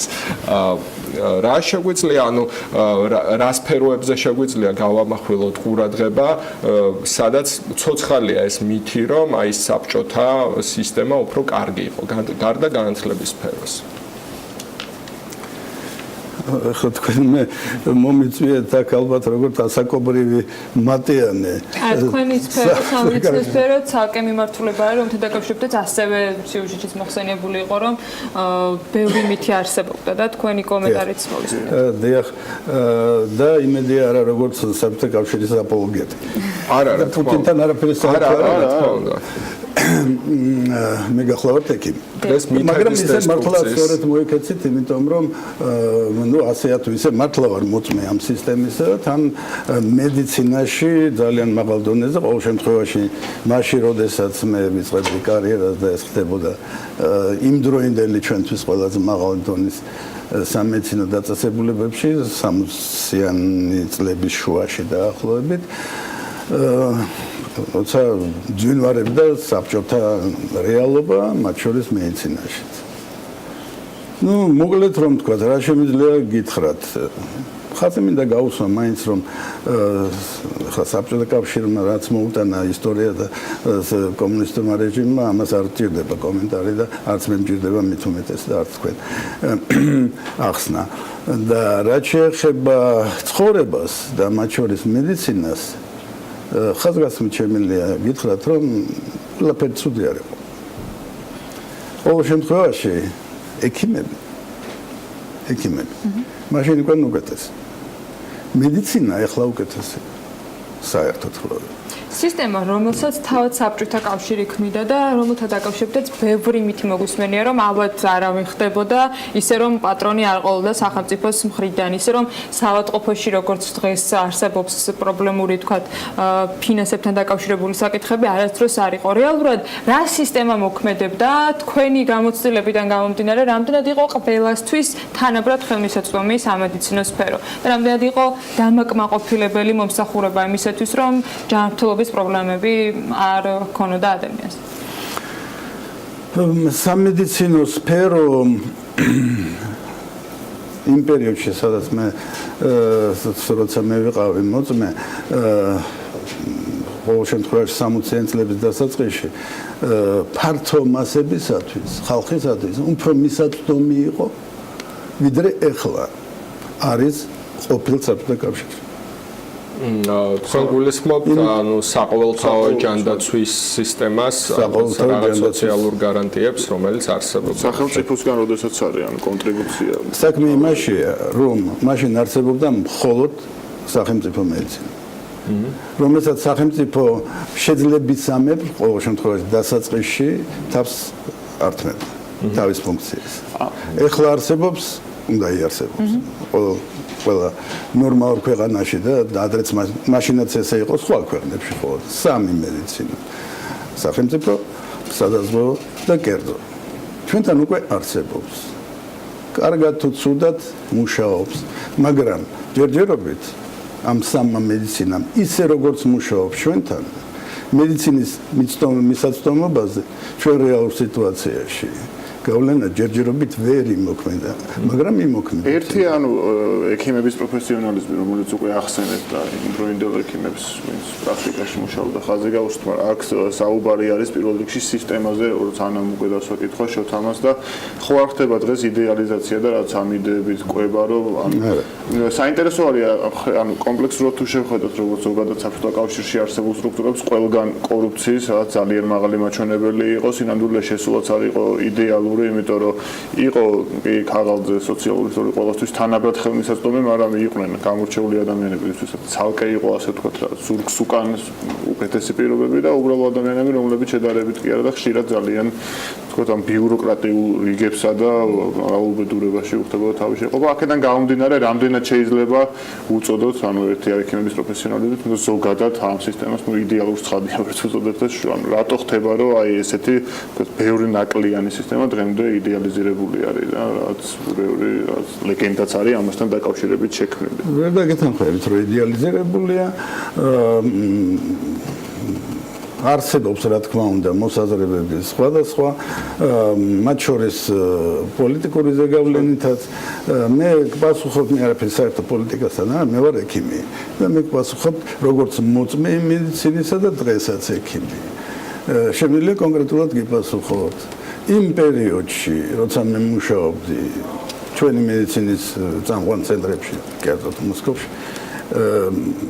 ექიმები გასამრჯელოსაც კი არ იღებდნენ ეს კარგია? ექიმების პაციენტების კარგია, იმიტომ რომ სახელმწიფო აფინანსებდა, მართლა აფინანსებდა. და არ არსებობდა ეგრეთ წოდებული ჯიბეში ჩაკუჭვის მედებისათვის დამატებითი თანხის მიცემის, თქვათ, პრაქტიკა, როდესაც იმისათვის, რომ მედებს მოექციათ ყურადღება? არ არსებობდა გარკვეული პერიოდი. რა განაპირობა მაშინ ამ პერიოდის ცვლილება? თუმაცლით გეტყვი. კი, ესე იგი, დაახლოებით რამოდენიმე პერიოდი იყო საბჭოთა კავშირში, მის კავშირის ამის დეზინტეგრაციამდე, კერძოდ 80-იანი წლების დასაწყისში. და მე გეუბნებით, აი, როდესაც იყო შედარებით ნორმალური საბჭოთა მედიცინა, შედარებით. არც არა, ოქროსხანა არ იყო, რეალური იყო. ოქროსხანა ცოტა ჩემზე უფრო ადრე იყო. შეიძლება ითქვას. აი, მაშინ მე ვარ მოწმე, მე თვითონ ჩვეულებრივი ექიმი ვიყავი. და ჩემი კოლეგებიც ესეთი იყვნენ. ესე იგი, ჩვენ არათუ არ გვინდოდა, სურვილი არ ქონდა, საერთოდ არ ქონდა, რომ აგვეღო გასამრჯელო პაციენტის საქმე. იმიტომ რომ ასეა თუ ისეა რეჟიმთან რეჟიმის ზეგავლენითაც რა თქმა უნდა რატომ შეიცვალა მას ბევრი მიზეზი ჰქონდა იყო მაშინ ესეთი სიტუაცია როდესაც ექიმები არაფერსაც არ იღებენ და მაქსიმუმ რაც შეიძლება რაღაც საჩუქარი აიღოთ ისიც საკმაოდ დაჟადი იყო და ეშინოდათ რეჟიმს ეშინოდა შეიძლება ამიტომაც იყო მე როდესაც დადგა რეალური სიტუაცია განსხვავებული მედიცინის შემოსვლისა ქვეყანაში, რა თქმა უნდა, აი ამ ძველმა რეჟიმულმა ზეგავლენამ მუხრუჭმა, რომელიც მაშინ არსებობდა, უკვე იმოქმედა უარყოფითად. და ეხლა თუ შეხედავთ საბჭოთა კავშირის მედიცინას, ყოფილ საბჭოთა კავშირის მედიცინას, ყოფილ საბჭოთა ქვეყნებში, ეხლა აი სწორედ ის მინდა რაც გითხრათ და შეიძლება არ გე. ეხლა არის ტოტალური ну რა უწყობდა კომერციალიზაცია კი არა ტოტალური მექტამეობაც არ ქვია ამას ну ტოტალ პირდაპირ გადახდა სამედიცინო მომსახურების გაცილებით უფრო არის სიტუაცია ყოფილ საბჭოთა მათ შორის რუსეთში ვიდრე ჩვენ ანუ ის ამ შემთხვევაში გვაქვს პოზიტიური მაგალითი ბალტიის ქვეყნები რომლებიც ბალტიის ქვეყნებმა მოახერხეს განკერძოებული არის იქაც თუ ცხადია სახელმწიფოს თავისი როლი აქვს თუმცა აი ბალტიის ან რუსეთი ამ შემთხვევაში არ მგონია კარგი მაგალითი იმის რომ რაღაც პოზიტიურ პრაქტიკაზე ვისაუბროთ თუმცა ბალტიის ქვეყნები გვაქვს და როგორც შოთამ უკვე ახსნა ფინეთი რომელიც შეგვიძლია რაც ირიბად ამ კონტექსტში ვიგულისხმოთ ეს ხომ არ არის იმის მაგალითი რომ ასე ვთქვათ რავი რომ გამოვიყენოთ არგუმენტებს რომ სწორედ საბჭოთა კავშირის დროინდელი ეს სისტემა ბევრი მიმართულებით შეიძლება ამაზე ვერ შევთანხმდეთ იყო მაინც მახინჯი და სწორედ აი გათავისუფლების შემდეგ და სწორი პოლიტიკის არჩევის შემდეგ და არა ისეთი როგორც რუსეთში იყო სისტემა მახინჯი იყო მე გეუბნებით რაც იყო მედიცინაში კი სამედიცინო თუნდაც ეს ხო რაღაც დამოუკიდებელი და ავტონომიური სისტემა არ იყო მთლიანი პოლიტიკის ნაწილი და შესაძლოა განსაკუთრებულად გამორჩეული მიუხედავად ბევრი რაღაც სპეციფიური ნიშნის და ვერ იქნებოდა აქედან გამომდინარე თუ დგას რამე შორს პოლიტიკისგან ეს არის მედიცინა პრინციპში ვეღარ ვიტყვით მაგრამ მაშინაც პოლიტიზირებული მედიცინა ეს არ არის მედიცინა შეერთებულ შტატებში სულ პოლიტიზირებული მედიცინა და ამაზე მიდის თელი კამათი ეხა ტრამპს და მაგალითად საკუთარ პარტიაში შეერთებულ შტატებში არის ყველანაირი მედიცინა და კორუფცია იქაც არსებობს რა თქმა უნდა ისევე როგორც ჩვენ სხვადასხვა სფეროში სხვადასხვანაირი კორუფცია არსებობს მაგრამ მათი ნაბიჯები, რომელიც იქნა გადაგმული დემოკრატიზაციისგან, ეხლა დღევანდელ ისინი არიან უმრავლესობაში. ამას ხელს უწყობს კიდე მატერიალურ-ტექნიკური პროგრესი, რომელიც მათთან არსებობს. და ამიდან და მაღალი ხელფასი და პატივისცემა ექიმებისა. ჩვენთან ბალტიის ქვეყნებში, რომელიც თქვენ ახსენეთ, მოახერხეს გაღწევა ამ მოჯადოებული წრიდან და დროულად მიხედეს თავის თავს, ამიტომ იქ ცხოვრებას და ყველაფერი და მათ შორის მედიცინას უკვე ევროპიზირებული და დასავლური ყადი და უკეთესად ცხოვრობენ. და მე გითხარით, სწორედ ის რაც არის ნარჩენები შემორჩენილი საბჭოთა კავშირისა და ეს ძვინვარებს, რა თქმა უნდა, რუსეთში კერძოდ შემიძლია გითხრათ. სწორედ ეს იწვევს იმას, რომ აი თქვენ ვერ წარმოიდგენთ პაციენტს ხელს არ გააქანებს ჩემი კოლეგები, მათ შორის ეხლაც მუშაობენ. სამწუხაროდ ესეა. ხელს არ გააქანებს, სანამ არ აიღებს თავის გასამჯეროს პირდაპირ. და არა სადაზღვევოს და არ მიხედავს ხოლმე პაციენტს. ეს არის ძალიან დაანებებელი, ძალიან მახინჯი მოვლენა. ეს არსებობს დღესდღეობით. ჯანდაცვის სისტემაში შესაძლოა ბევრი პრობლემა არსებობდეს დღესაც და დარწმუნებული ვარ, რომ ბევრ მიმართულებასთან დაკავშირებით ბევრის პრეტენზია შეიძლება მათ შორის საქმიანი დილის მაყურებლისთვისაც იყოს გაზიარებული და ჩვენ ამ მიმართულებზე არაერთხელ გვისაუბრია. მადლობა თქვენ სტუმრობისათვის. არჩილ ხომასურიძე, ექიმი სტუმრობდა სტუდიაში, თუმცა რაც შეეხება საბჭოთა კავშირის როინდელ სისტემას არ შეგვიძლია შედარება გავაკეთოთ და ვისაუბროთ იმაზე, რომ წარსული და საბჭოთა კავშირი რაიმე სახით იყო კარგი, თუმცა ხო ორი სფერო რეზიუმების სახით შეგვიძლია ვთქვათ, რომ თუ რამე არის პოზიტიური მაგალითი, როგორც უკვე ასენეთ, ისო ბალტიისპირეთი და ის ქვეყნები, რომლებიც როგორც ბატონმა არჩილმა თქვა, გააღწიეს ამ სისტემიდან და რაღაც კორუმპირებული არიან და პირიქით მოწინავე რიგებში არიან, როგორც მინიმუმ ევროპის კონტინენტზე. ასე რომ თუსადმე უნდა ვიყუროთ ბალტიისპირეთისკენ ჩემი აზრით. ამ ეტაპზე ვიყუროთ ამეთის გრძელვადიანი პროგნოზისაკენ და მცირე სარეკლამო პაუზისაკენ და სულ რამდენიმე წუთში დაგიბრუნდებით. ამინდის პროგნოზის სპონსორია SEU დეველოპმენტი.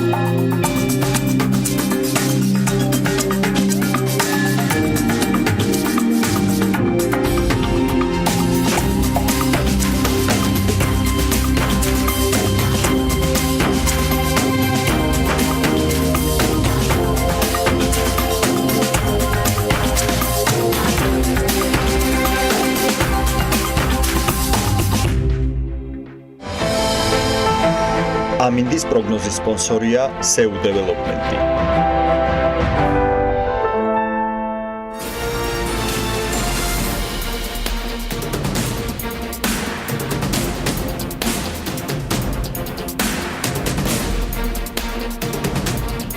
გადაცემის ბოლო ბლოკში პარასკევს უთენია დაწყებული ამით ბრუნდებით პირდაპირ ეთერში. ჩვენთან ეთერშიც დაადასტურა იმერეთის გუბერნატორის მოადგილემ ინფორმაციები მოლაპარაკების შესახებ, რომლის მიხედვითაც შვეიცარიული კომპანია კამილბლოკი საქართველოში ახალი ტექნოლოგიების გამოყენებით ხილის პლანტაციების გაშენებით არის დაინტერესებული. მოლაპარაკებები ახლა უკვე საქართველოშია, თუმცა ამ ყველაფერს წინ შვეიცარიაში საქართველოს საელჩოს და საგარეო საქმეთა სამინისტროს ძალიან დიდი მუშაობა უძღვოდა წინ.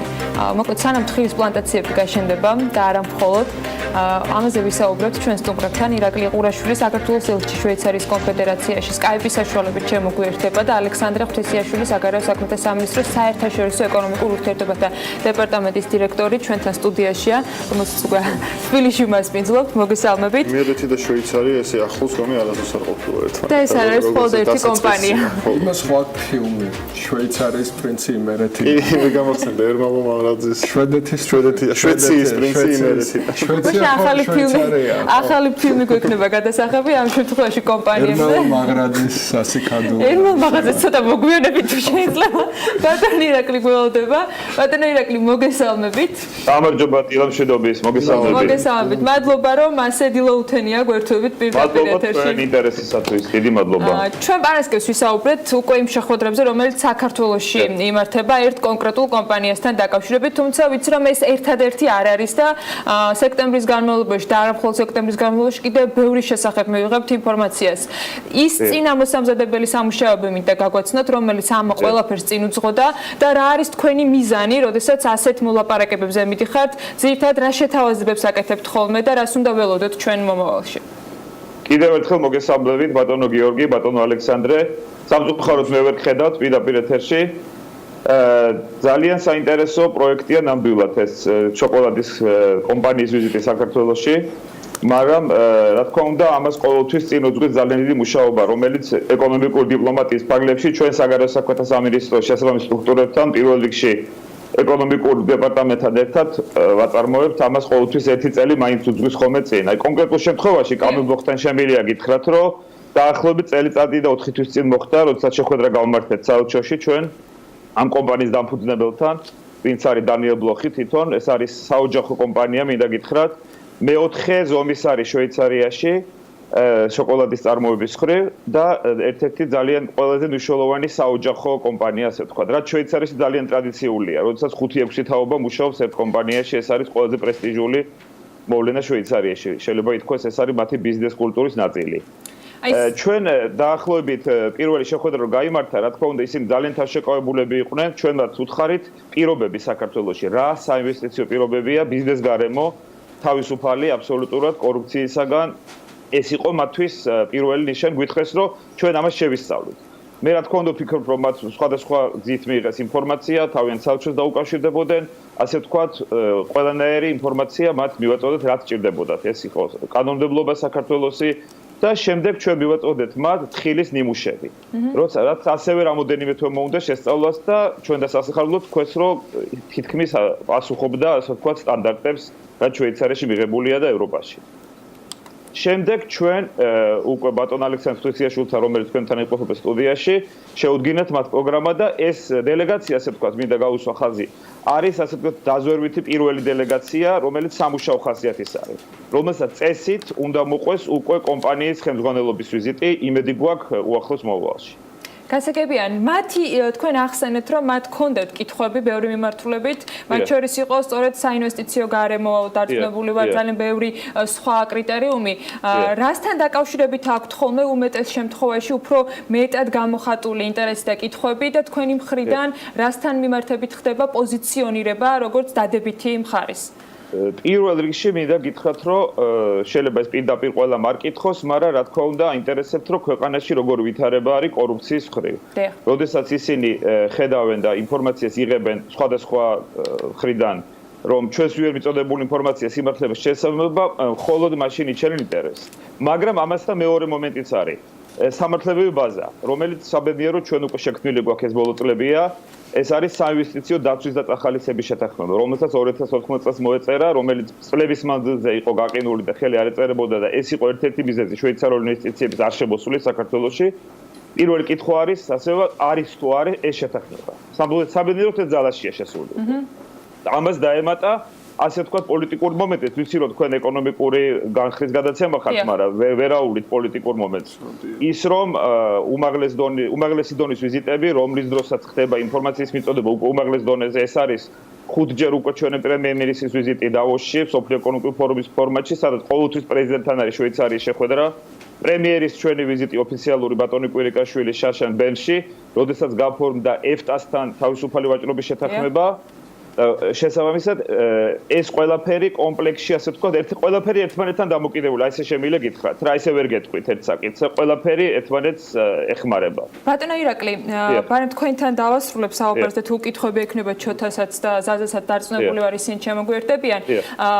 ამ შემთხვევაში სოფლის მეურნეობით დაინტერესება არის გამოხატული ამ კომპანიის მხრიდან. ამ კომპანიის მხრიდან, რა თქმა უნდა, სხვა კომპანიები, რომლებიც ასევე გამოხატავენ ინტერესს და მოლაპარაკებები თქვენ ვისთანაც გაქვთ. რა სფეროებზე აკეთებთ აქცენტს? ორი სიტყვით თუ შეიძლება, ბოდიში, ორი სიტყვით მინდა რომ ამ ვიზიტზე ორი სიტყვით გითხრათ, რომ ძალიან დიდი მადლობა მინდა უთხრა ჩემი სამინისტროს ეკონომიკურ დეპარტამენტს, რომლის გარეშეც ეს ვიზიტი არ იქნებოდა, ასევე აწარმოეს საქართველოს სოფლის მეურნეობის სამინისტროს შეხვედრები გაიმართა და კარგი ის არის, რომ ისინი დელეგაცია უკვე შვეიცარიაში დაბრუნდა და ისინი შეისწავლიან შემდეგ გეგმას. ეს იქნება თხილის ინოვაციური პლანტაციის გაშენება, სანერგე მეურნეობის მოწყობა, პერსონალის გადამზადება და მეთხილობის მიმართულებით პროფესიული განათლების კუთხით მონაწილეობა. ეს არის ძალიან მნიშვნელოვანი. ამის შემდეგ ისინი იმედი მაქვს, რომ მალე რამოდენიმე თვეში საინვესტიციო პროექტს შემოგთავაზებენ ჩვენ და შემდეგ უკვე ასე ვთქვათ, ბურთი ჩვენს მოედანზე იქნება და ჩვენთვის მისაღები თუ იქნება, უკვე ორივე მხარისთვის მისაღები პირობებზე მოხდება შეთანხმება და შემოვლენ საქართველოში. ეს ყველაზე კარგი სცენარს ვამბობ. თუმცა ზუსტად ვერ ვიცით რამდენი მიხედვით დაახლოებითი ტაიმლაინი ან ვადები რო დავსახოთ, როგორ გამოიყურება. თითა ეს რთულია ცოტა თქმა, თვითონ არადოს არ მობენ. რამოდენიმე თვეს ავარაუდოთ. შვეიცარიელები ძალიან პირდაპირ ხალხია, ეგ ძალიან კარგი პლუსია და ასე ვთქვათ, ყოველთვის პირდაპირ ამბობენ და რაც შეიძლება მალე მე ვფიქრობ ჩემი გამოცდილებით მე 5 წელია თითქმის მუშაობ, ვასრულებ უკვე რამოდენიმე კვირაში ჩემს ვადას. არასდროს ასე დროს 3 თვეზე მეც არ იგვიანებენ. ნუ ჩემი სუბიექტური აზრია, ესე მგონია. და საინვესტიციო მოცულობაც დაახლოებით რომ ვთქვათ ნუ ეს ხა ისიც რომ საქმე საუბარია 700 ჰექტარ ნაკვეთზე და შესაბამისად საკმაოდ სოლიდური ვფიქრობ არის ინვესტორი. და ძალიან მნიშვნელოვანი რომ ასევე ის მნიშვნელოვანია რომ ჩვენთან საელჩოში ეკონომიკურ საკითხებზე მუშაობს ადამიანი რომელიც თან ახდა ბატონი ილია მარჯანიძე რომელიც ასე ვთქვათ ჩახედული და გაყვება ამას არ იქნება ჩემსადებ გახალილში ჩამოვა და ასევე იქნება ილია ჯერჯერობით მუშაობს და ჩვენ სამინისტროსთან ერთად ასე ვთქვათ იქნება ჩართული რაც კომპეტენციის ფარგლებში ეს მნიშვნელოვანია გონია. ბატონო ირაკლი, ჩვენ გვყავდა სულ რამდენიმე წუთის წინ გადაცემის ერთ-ერთ ბლოკში ბოსტონში საპატიო კონსულობის კანდიდატი, სწორედ ამ მიმართულებით საუბრობდით მასთანაც იმ საკანონმდებლო რეგულაციებზე, რომელიც უახლოეს მომავალში საერთოდ ძალაში შევა, იმიტომ რომ უმრავლესობაში თანხმობა არსებობს, რადგანაც მისი მხრიდანაც ინტერესი სოფლის მეურნეობაზე ასევე გამოხატული იყო. რამდენად ქმნის პრობლემას ან ჩნდება თუ არა კითხვები იმ საკონსტიტუციო ჩანაწერთან დაკავშირებით, რომლის ამოქმედებაც უახლოეს მომავალში სავარაუდოდ უკვე გარდაუვალი იქნება, იმიტომ რომ მართო გუნდს აქვს ამის ყველანაირი ბერკეტი. ასეთი მოლაპარაკებებისას რამდენად უჩნდებათ მათ კითხვები და შეიძლება თუ არა ეს განვიხილოთ როგორც დაბრკოლება ასეთი მაღალი დონის და დიდი მოცულობის ინვესტიციისას. ეს დავამატებ ორი კითხვას და ანუ კიდევ ერთი მნიშვნელოვანი ნაწილია ხომ არაჩენს ასევე კითხვებს ის რომ გარკვეულ საკითხებზე მათ შორის მიწა არის ერთ-ერთი მთავარი საკითხი. ხშირად პოზიციები ცვალებადია ან არასტაბილური არის პოლიტიკური ისტაბლიშმენტში და ეს ხომ არის რაღაც გარკვეულად ნეგატიური სიგნალები, რაც სამომავლოდ აღმოსაფრთხოელი იქნება და კარგი იქნება თუ ამ ხრივ სტაბილურობას უფრო მივეჩვევით და ქვეყანაშიც რაღაც კონკრეტული მიმართულებით წავა პროცესები, რაც ინვესტორებისთვისაც უფრო ნათელ სურათს შექმნის. ვიცით, ამ კონკრეტულ შემთხვევაში მინდა გითხრათ, რომ მათ კითხვები დაებადათ როდესაც თქვათ შეხვედრებზე თბილისში მათ მიიღეს პასუხი ამომწურავი რომ თუ კი საინვესტიციო პროექტი იქნება მისაღები ორივე მხარესათვის კანონით დადგენილი შეიძლება ამოქმედდეს გამონაკლისის სახით პრინციპი მათ აბსოლუტურად მიიღეს ეს პასუხი და არ შემიტყვია რომ ყველავენ ამის შესახებ თქვენ რომ თუ კანონის ფარგლებში გამონაკლისი მიღებული არის და ეს ესე იქნება ჩვენთვისაც მისაღები იქნება და აი განსაკუთრებულად ეხლა არ შემიჩნევია რომ თქვა წუხან ამის შესახებ პირდაპირ. ბატონო ირაკლი კიდე პარემ მე ვისარგებლებ ჩემი შემოჭრით და დავამატებ ვისაუბრეთ პოზიტიურ ნაწილზე რაც საქართველოსთან შეიძლება ასე ვთქვათ კარგ მაგალითად და რაც კარგ სიგნალებად იყოს შვეიცარიაში მათ შორის წარმოჩენილი მაგრამ აი ისევ ჩემი კითხვის მიუბრუნდები თავარია ის სიტყვაზე 1-2 ან შეიძლება მე სულაც არ იყოს და კარგია რა არის ის ბარიერი ან შედარებით მინიმალური პრობლემა რომელიც კარგი იქნება თუ უახლოეს მომავალში აღმოიფრება ანუ ინვესტორების მხრიდან თუ ისმის რაიმეზე, ასე ვთქვათ, კითხვა, რომ ეს რომ ესე არ იყოს უკეთესი იქნებოდაო, ან რაღაც ჩემას გეტყვით ახლა, აი ნამდვილად იმის გათვალისწინებით, რომ პრინციპში როგორც გითხარით, მხოლოდ 3 წელია, რაც საინვესტიციო დაცვის შეთანხმება შევიდა, ძალაში შევიდა 2 წლის წინ. იმდენად მე ჩემი აზრით ყამირი არის ეს შვეიცარია და ეს კომპანიები ფაქტიურად ეხა ზვერავენ, ეხა შემოდიან დიდ კომპანიებზე ლაპარაკობთ, რომ პატარა თქვათ ერთობლივი საწარმოები ყოველთვის იყო 90-იანი წლებიდან შეიძლება შვეიცარულ-ქართული, ხშირად შვეიცარიის მოქალაქე დაარსებდა, მაგრამ შვეიცარიას ნუ აღარ ქონდა შეხება. ეს გაცილებით მასშტაბურია. ალბათ რაღაცა პერიოდი უნდა გავიდეს, რომ გამოცდილება ვნახოთ ცუდი და კარგი, იმიტომ რომ ეხლა არის პროცესის შემოსული დასაწყისის, ესე ვხედავ. პოზიტიური გამოცდილება იქნება მთავარი, ასე ვთქვათ, არგუმენტის ამომავლოდ. ძალიან მნიშვნელოვანი, აი ესეთი მსხვილი კომპანია და მაგალითად ეს შოკოლადის ნომერი მესამე მეოთხე კომპანიაში. Adler-ი მოგეხსენებათ, რკინიგზის სფეროში პირველი ლიდერია, ევროპაში ერთ-ერთი პირველი კომპანიაა. ჯერჯერობით ძალიან კარგი გამოცდილება აქვს საბედნიეროდ. აი ესეთ კომპანიებს კიდე 2-3 თუ დაემატება, აუცილებლად მოყვება შვეიცარიის და EFTA-ს ქვეყნებთან ბაბას მოყვება ნორვეგიაც, ისლანდიაც მგონია, იმიტომ რომ 1 სექტემბრიდან თავისუფალი ვაჭრობის შეთანხმება ძალაში შევიდა, როგორც იცით, EFTA და საქართველოს შორის თავისუფალი ვაჭრობის. მე წარმატებას გისურვებთ ბატონო ირაკლი თქვენ გეგმების განხორციელებაში და რა თქმა უნდა შესაბამისად წარმატებას უსურვებს საქართველოს.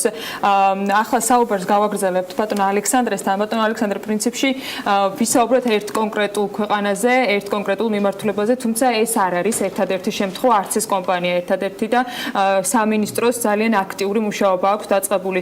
რა არის ის მთავარი სამიზნე მიმართულებები და რომელი არის ყველაზე აქტიური ქვეყნები, საიდანაც ჩვენ უნდა ველოდოთ უახლოეს მომავალში, თუნდაც საწყის ეტაპზე მხოლოდ მოლაპარაკებებისთვის შეხვედრებს და ვიზიტებს დელეგაციებისას, ისეთი როგორც იყო გასულ პარასკევს და ამ შაბათ-კვირას.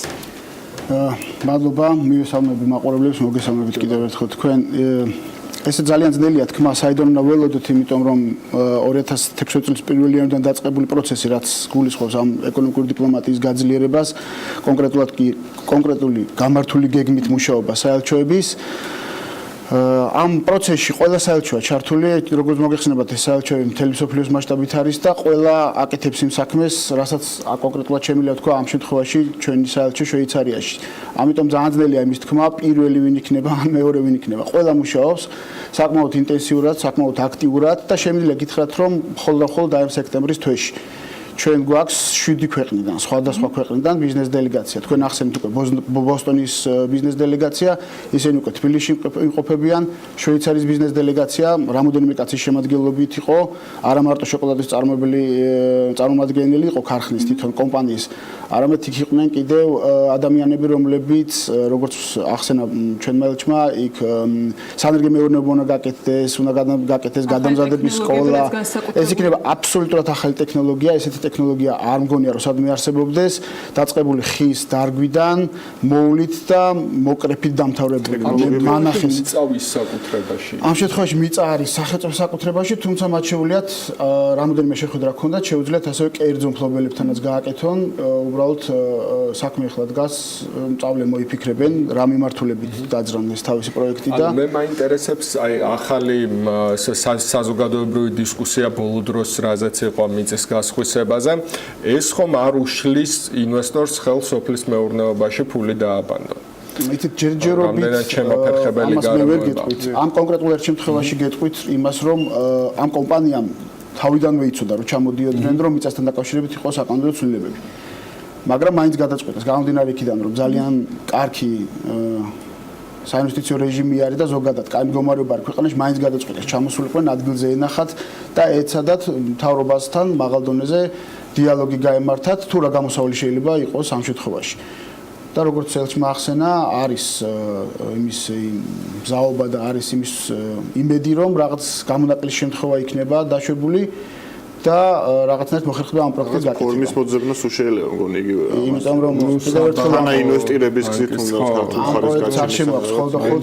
უბრალოდ ინვესტიცია ამ პროექტში შემოაქვს ინოვაცია, რაც ალბათ იქნება ძალიან კაი ქვეყნისთვის, რადგან ჩვენ თხილის წარმოებას ვანვითარებთ და რა თქმა უნდა ცოდნა იმ მეწარმეებისთვის, რომლებიც დამოუკიდებლად, ასე ვთქვათ, სოფელში ან უფრო გლობალურად თუ შევხედოთ ეკონომიკა, აი ამ პოლიტიკას, რომელიც როგორც თქვენ ახსენეთ, გასული წლიდან დაიწყო, საინტერესო არის რამდენად არის სამიზნეებში ისეთი ქვეყნები, რომლებიც ეკონომიკური ურთიერთობა, ასე ვთქვათ, აქტიური არ გვაქვს და შედარებით მეორე მხარეს არის ესეთი, ანუ ბევრი დიდი ქვეყანა არის, საერთოდ შეიძლება დავიწყოთ და ასე პერსპექტივაში ხო გავაქტიუროთ ეს მაგალითად არის ამ მიმართულებით რამე კონკრეტული ამ თვის ბოლოს და შემდეგი თვის დასაწყისში იქნება სერბეთის ბიზნეს დელეგაციის ვიზიტი საქართველოში. ხა სერბეთთან ჩვენ მაინც და მაინც ისეთი აქტიური ურთიერთობა არ გვაქვს ეკონომიკური, მიუხედავად ამისა, ჩატარებული სამუშაოების შედეგად და ჩატარებული სამუშაოები გულისხმობს ცნობადობის ამაღლებას.